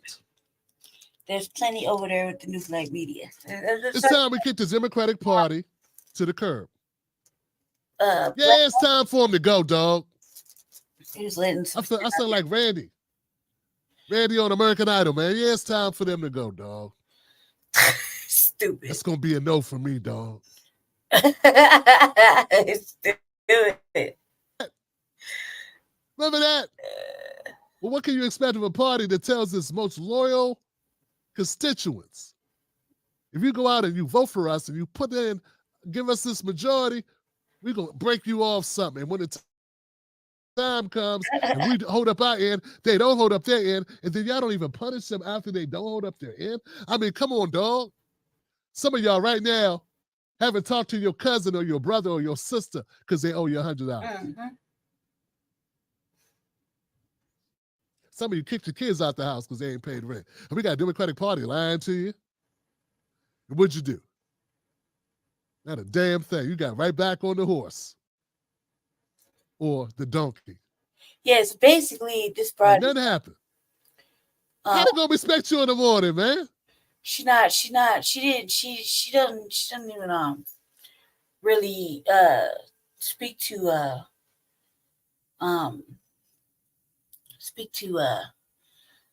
black people, really. I mean, her shit is she just really doesn't. So I'm gonna move forward from right here because I forgot to add one when I brought this in there. But I'm gonna move forward. I just want to highlight two little videos before I close it out. And I'm gonna start again here in a couple hours. Because we got Shabaka's Black Experience Enhanced coming up in a few hours. About 5, I think. 4 or 5. And my medicine is like starting to wear me down. So I'm gonna go ahead and we're gonna rock to Chicago real quick. We're gonna rock to Chicago and talk about Chicago real fast. Chicago's been leading the way on to their credit, they've been leading the way for the push to stop the sanctuary city shit and to really be treated with the black residents or black American residents to get the same to even be recognized in amidst of all this migrant situation, and the fact that they're really, they don't want the mayor they got now. They don't want the situations they got now. So they've been actively going very hard at all their city council and anytime there's a camera present about how much they're discontent with the situations going on in their city. And by all rights, I mean, by all means, there's been a significant amount of benign neglect going on in Chicago for as long as anyone could really remember. But as of recently, it's been major with the migrant situation where, the residents can't even utilize their own shit. So, and they have been leading the way for, especially foundational Black Americans in Chicago, have really been standing on it, leading the way to making a point of standing up for something. You know what I mean? Especially when you just have had enough. And so, for those of us who are actively engaged in what's going on with the comings of Chicago, it's mad impressive.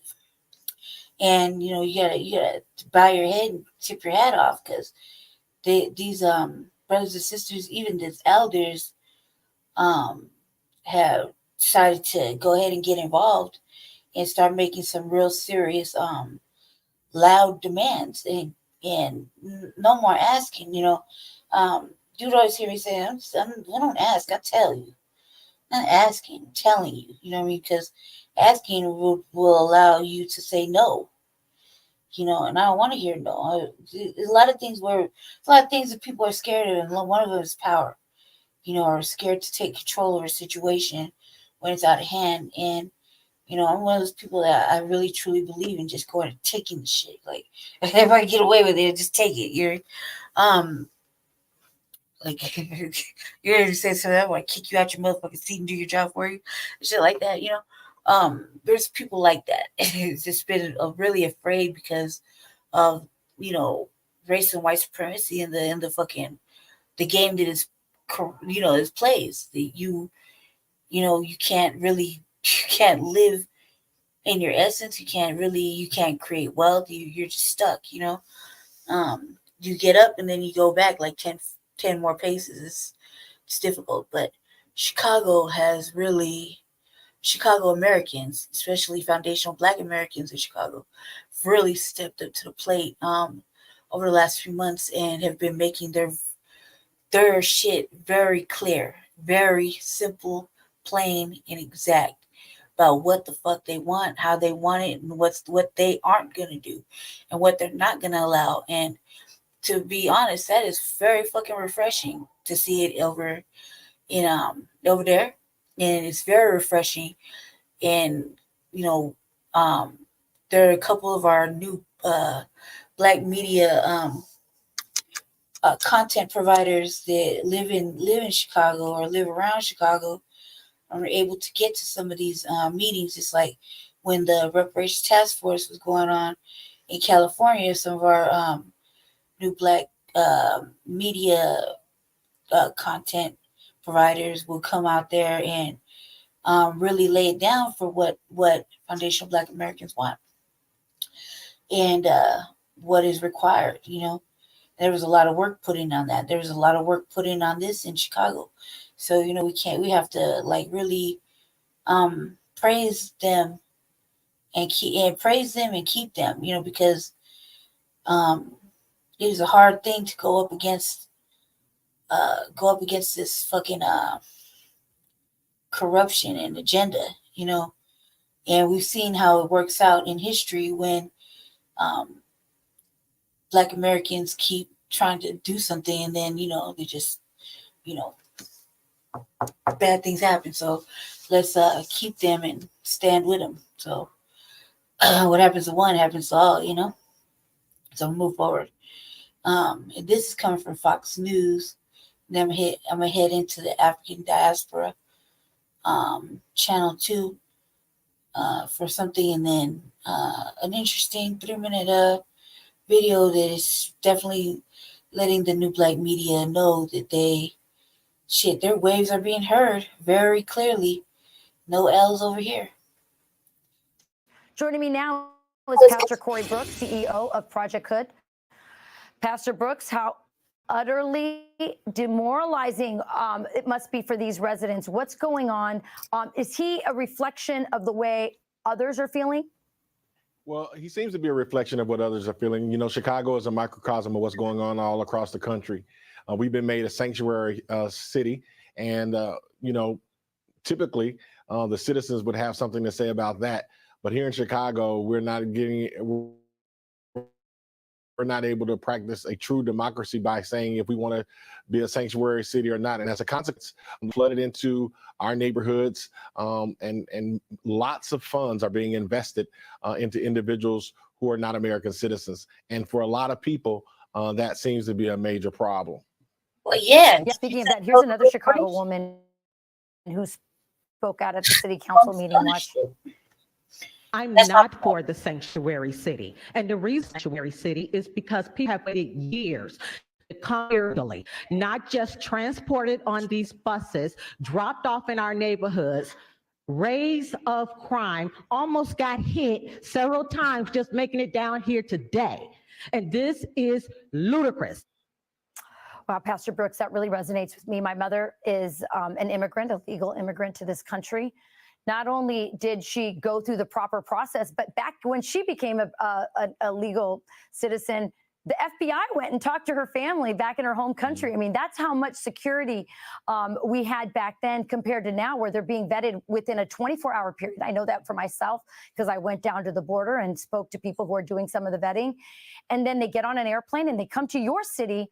And where's the compassion for the residents in Chicago? Yeah, you know, most Black people have no problem with legal immigration. We're welcoming to our communities. We're welcoming to our neighborhoods.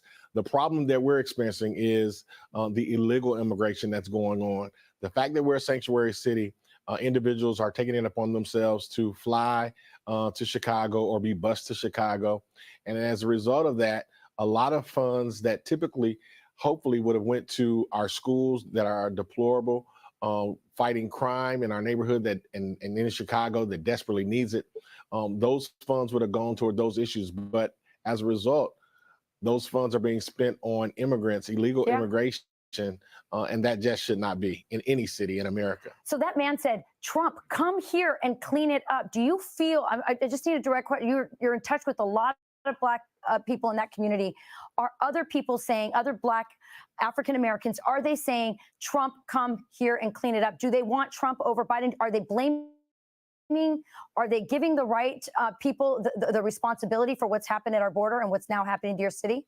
There's no doubt about it that people are blaming Biden, and there's no doubt about it that there should be an uptick. The poll suggests for Trump, especially amongst black males.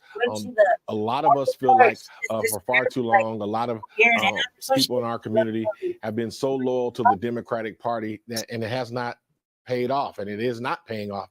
And as you know, a lot of individuals believe that they should now consider taking their vote elsewhere. And I believe you're going to see a real uptick in the voting of black males for Donald Trump in the upcoming election. Interesting. Mr. Corey Brooks, you do a lot of good work in Chicago. We appreciate you coming in. Hey, Sean Hannity here. Hey, click here to subscribe to Fox News YouTube page and catch our hottest interviews and most compelling analysis. You will not get it anywhere else. Of his candidacy. And everyone, this is Latasha Blanton from the Real South Africa Travel and Tourism. You're going to have the opportunity to travel with Phil Scott to sunny South Africa. You guys are going to have the opportunity to come to Johannesburg, and you guys are going to be coming to Durban. And we're going to set it up perfectly. It's going to be like a luxury experience for you guys. At the same time, you're going to be getting some culture. And of course, you're going to get an opportunity to talk to Phil, hang out with Phil, and get his views on Africa and South Africa. You're also going to get an opportunity to explore the lifestyles here that are available in South Africa. And we're going to do all that for you in an amazing 10 days. We do hope that you go to the website and book, because we do look forward to seeing you here. Absolutely. Our website is therealsouthafrica.com. Go there, scroll down. You'll see a picture of Phil, and just go ahead and book there. So we'll see you here in what we like to call sunny South Africa.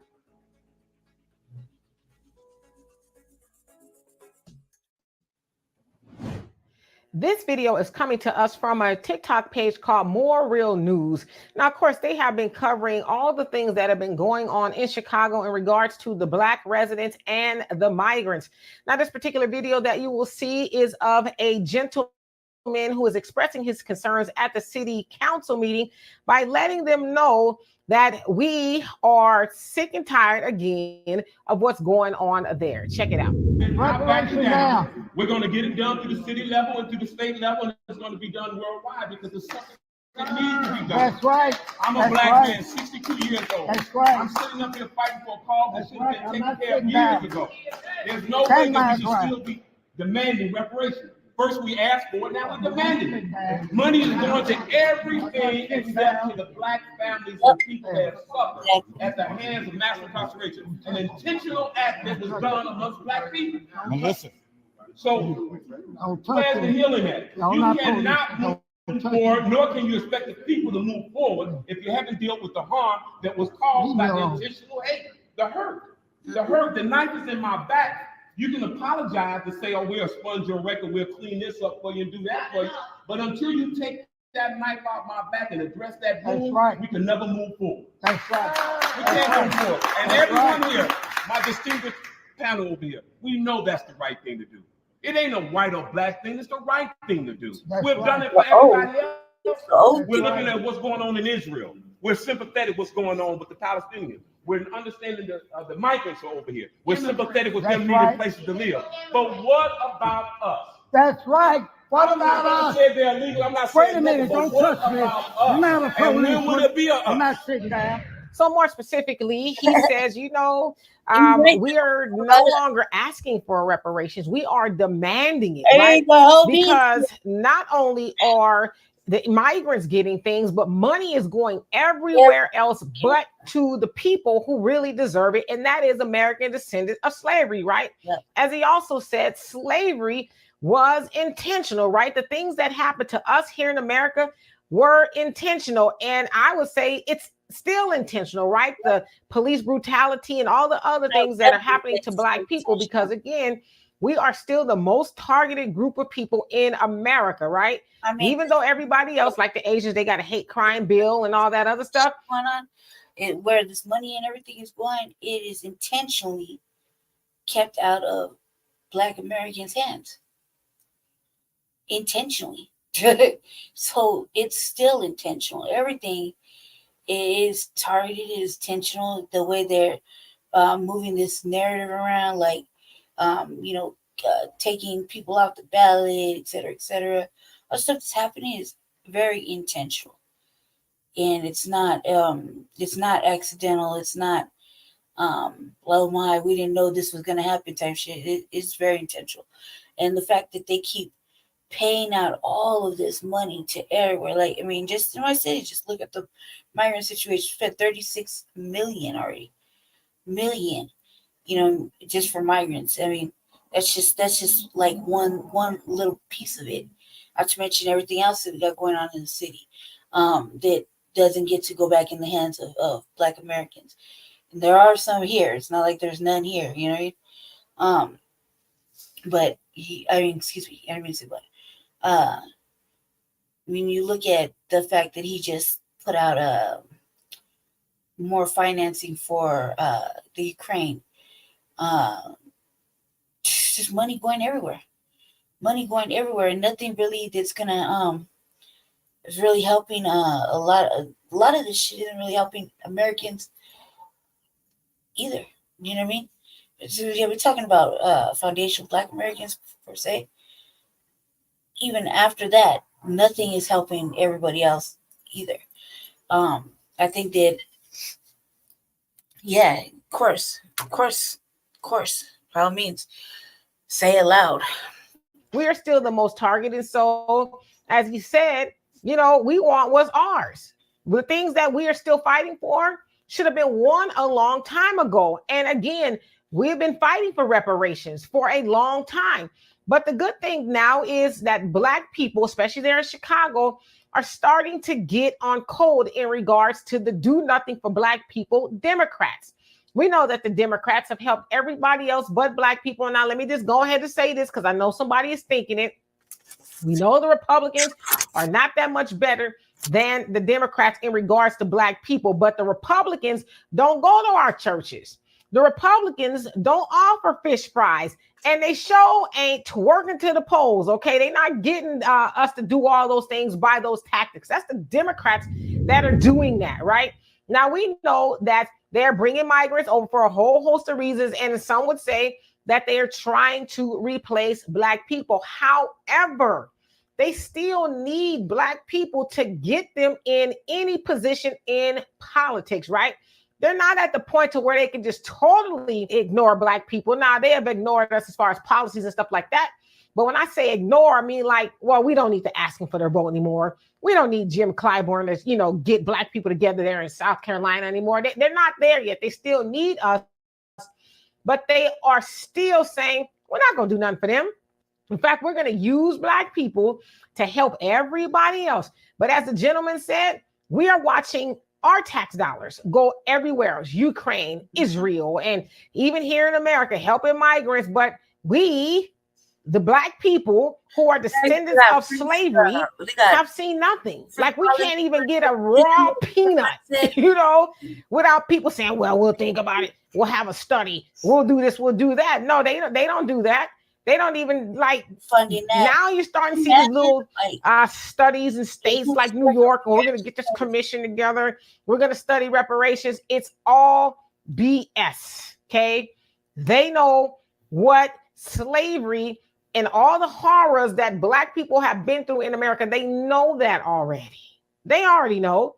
But again, it's that little carrot. Here, Black people, we're here you complaining. So we're going to give you a carrot. So that way, you ain't gonna even get the carrot now. You ain't gonna be able to bite it. They're just gonna dangle it in front of us.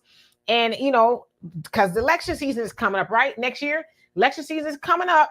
So that gives us hope, right? Oh, they studying it. All we gotta do is keep them in office, because the other thing is, well, if y'all don't vote for us, Trump is coming. Trump is coming. The boogeyman is coming. So y'all gotta keep us in office so that y'all keep putting us in office. One day, we might actually do something for y'all. They're not going to do nothing for us, okay? The only thing they're going to do for us is nothing, okay? They're going to do more nothing for us. And so I agree with the residents of Chicago. Enough, as we've also heard them say, Trump, come talk to us. Republicans, we like to have a conversation with you, because these Democrats, they're not getting it, right? They also said, we're going to flip Chicago red. No longer will it be blue on our watch, because Chicago and any other state, any other city rather, they are only blue, but largely in part because of the black voter, right? So Chicago is saying, no more, not on our watch. And I think what a lot of people need to understand too is it's not that they're going to flip Chicago because they believe Republicans are better. They're going to flip Chicago red because they know the Democrats ain't. So anyway, before y'all leave, if y'all can do me a favor, go to africandiasporanews.org and invest in our app that we have built just for you. That way we don't have to spend as much time over here. We can spend more time on our own app and we can say whatever we want without having to worry about censoring ourselves. So anyway, y'all tell me what you think of this. And for more insightful commentary, please subscribe to this channel and my channel, the Demetria. Yes, thank you, Demetria. Reparations splitting. Okay, so yeah. I don't know. God, I said it sound like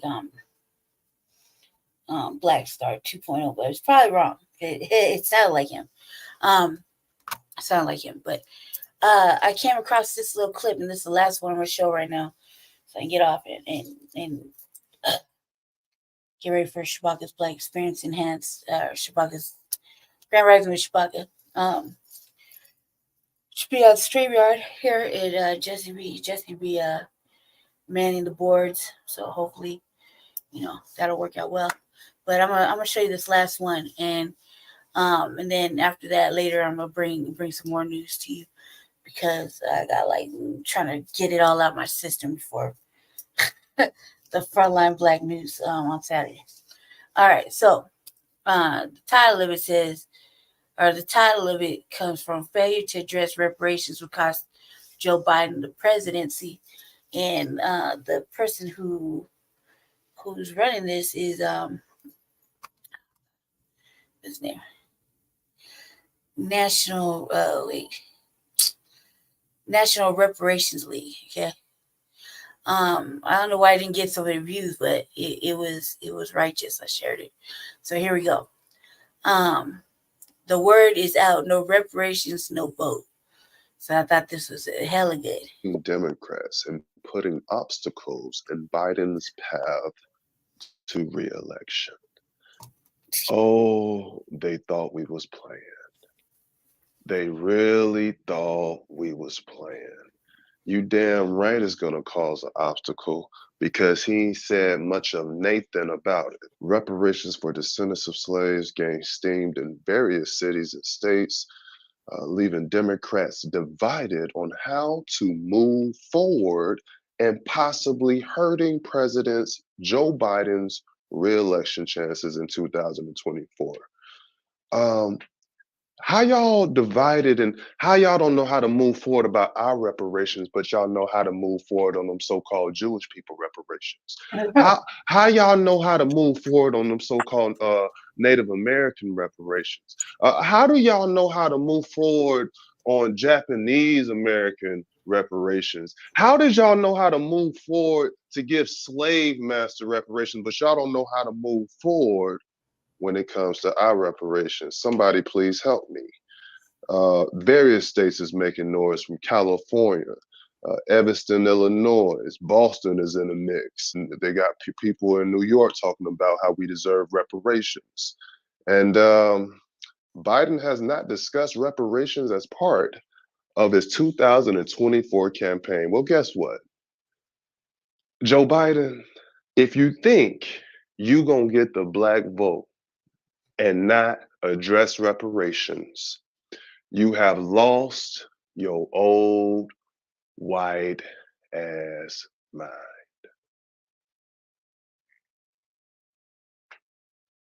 You thought because you did an interview with Charlemagne and told black people they ain't, really played us for a fool. Mm-hmm. Tried to say that we ain't black if we don't vote for him. No, we ain't black if we vote for another candidate that ain't for reparations. That makes me question your blackness. You voting for a candidate that don't give a damn about reparations, that makes me question your blackness. Not no damn voting for Joe Biden just because he say so. not voting for Democrats just because they I say so. look heavy, so I'll figure out what that is. Here you are. All you people that love the Democrats. There you go, right there. The Democrats are divided on how to move forward. The Democrats is for black people. The Democrats is for poor people. Well, the damn Democrats don't know how to move forward on your reparations. But they knew how to move forward on Ukraine money. And George Washington University. Despite Yep. That was live. That was live. Thank you everybody for watching the Revolutionary Agenda. I'm going to get off. Sorry, I had to put my hair up. It's tackling a mess. Stay tuned for, or actually don't stay tuned, but show up for Shabaka's our grand rising with Shabaka. Just a little bit further on in the morning, about 3-4 hours. So if you're already attached to that, just go ahead and tap in. Not sure what the topic is. I should have asked him when I had him on the phone earlier. So I come back. It'll be this morning, Mountain Time. I think Jesse will be running the StreamYard. And a little bit later, I'll be back with more stuff for us to take a look at and really ponder about. Stay black, stay dangerous. Black first, obviously. Stay braver. Stay for Kwanzaa. So yeah, I'm gonna go. It's like 5 o'clock in the morning. So I'm gonna go. Talk to you guys all very soon. Thank you for watching. Thank you for joining, or thank you for watching, and listening to the Revolutionary Agenda. Talk to you soon. Thank you, and have a good rest of your day.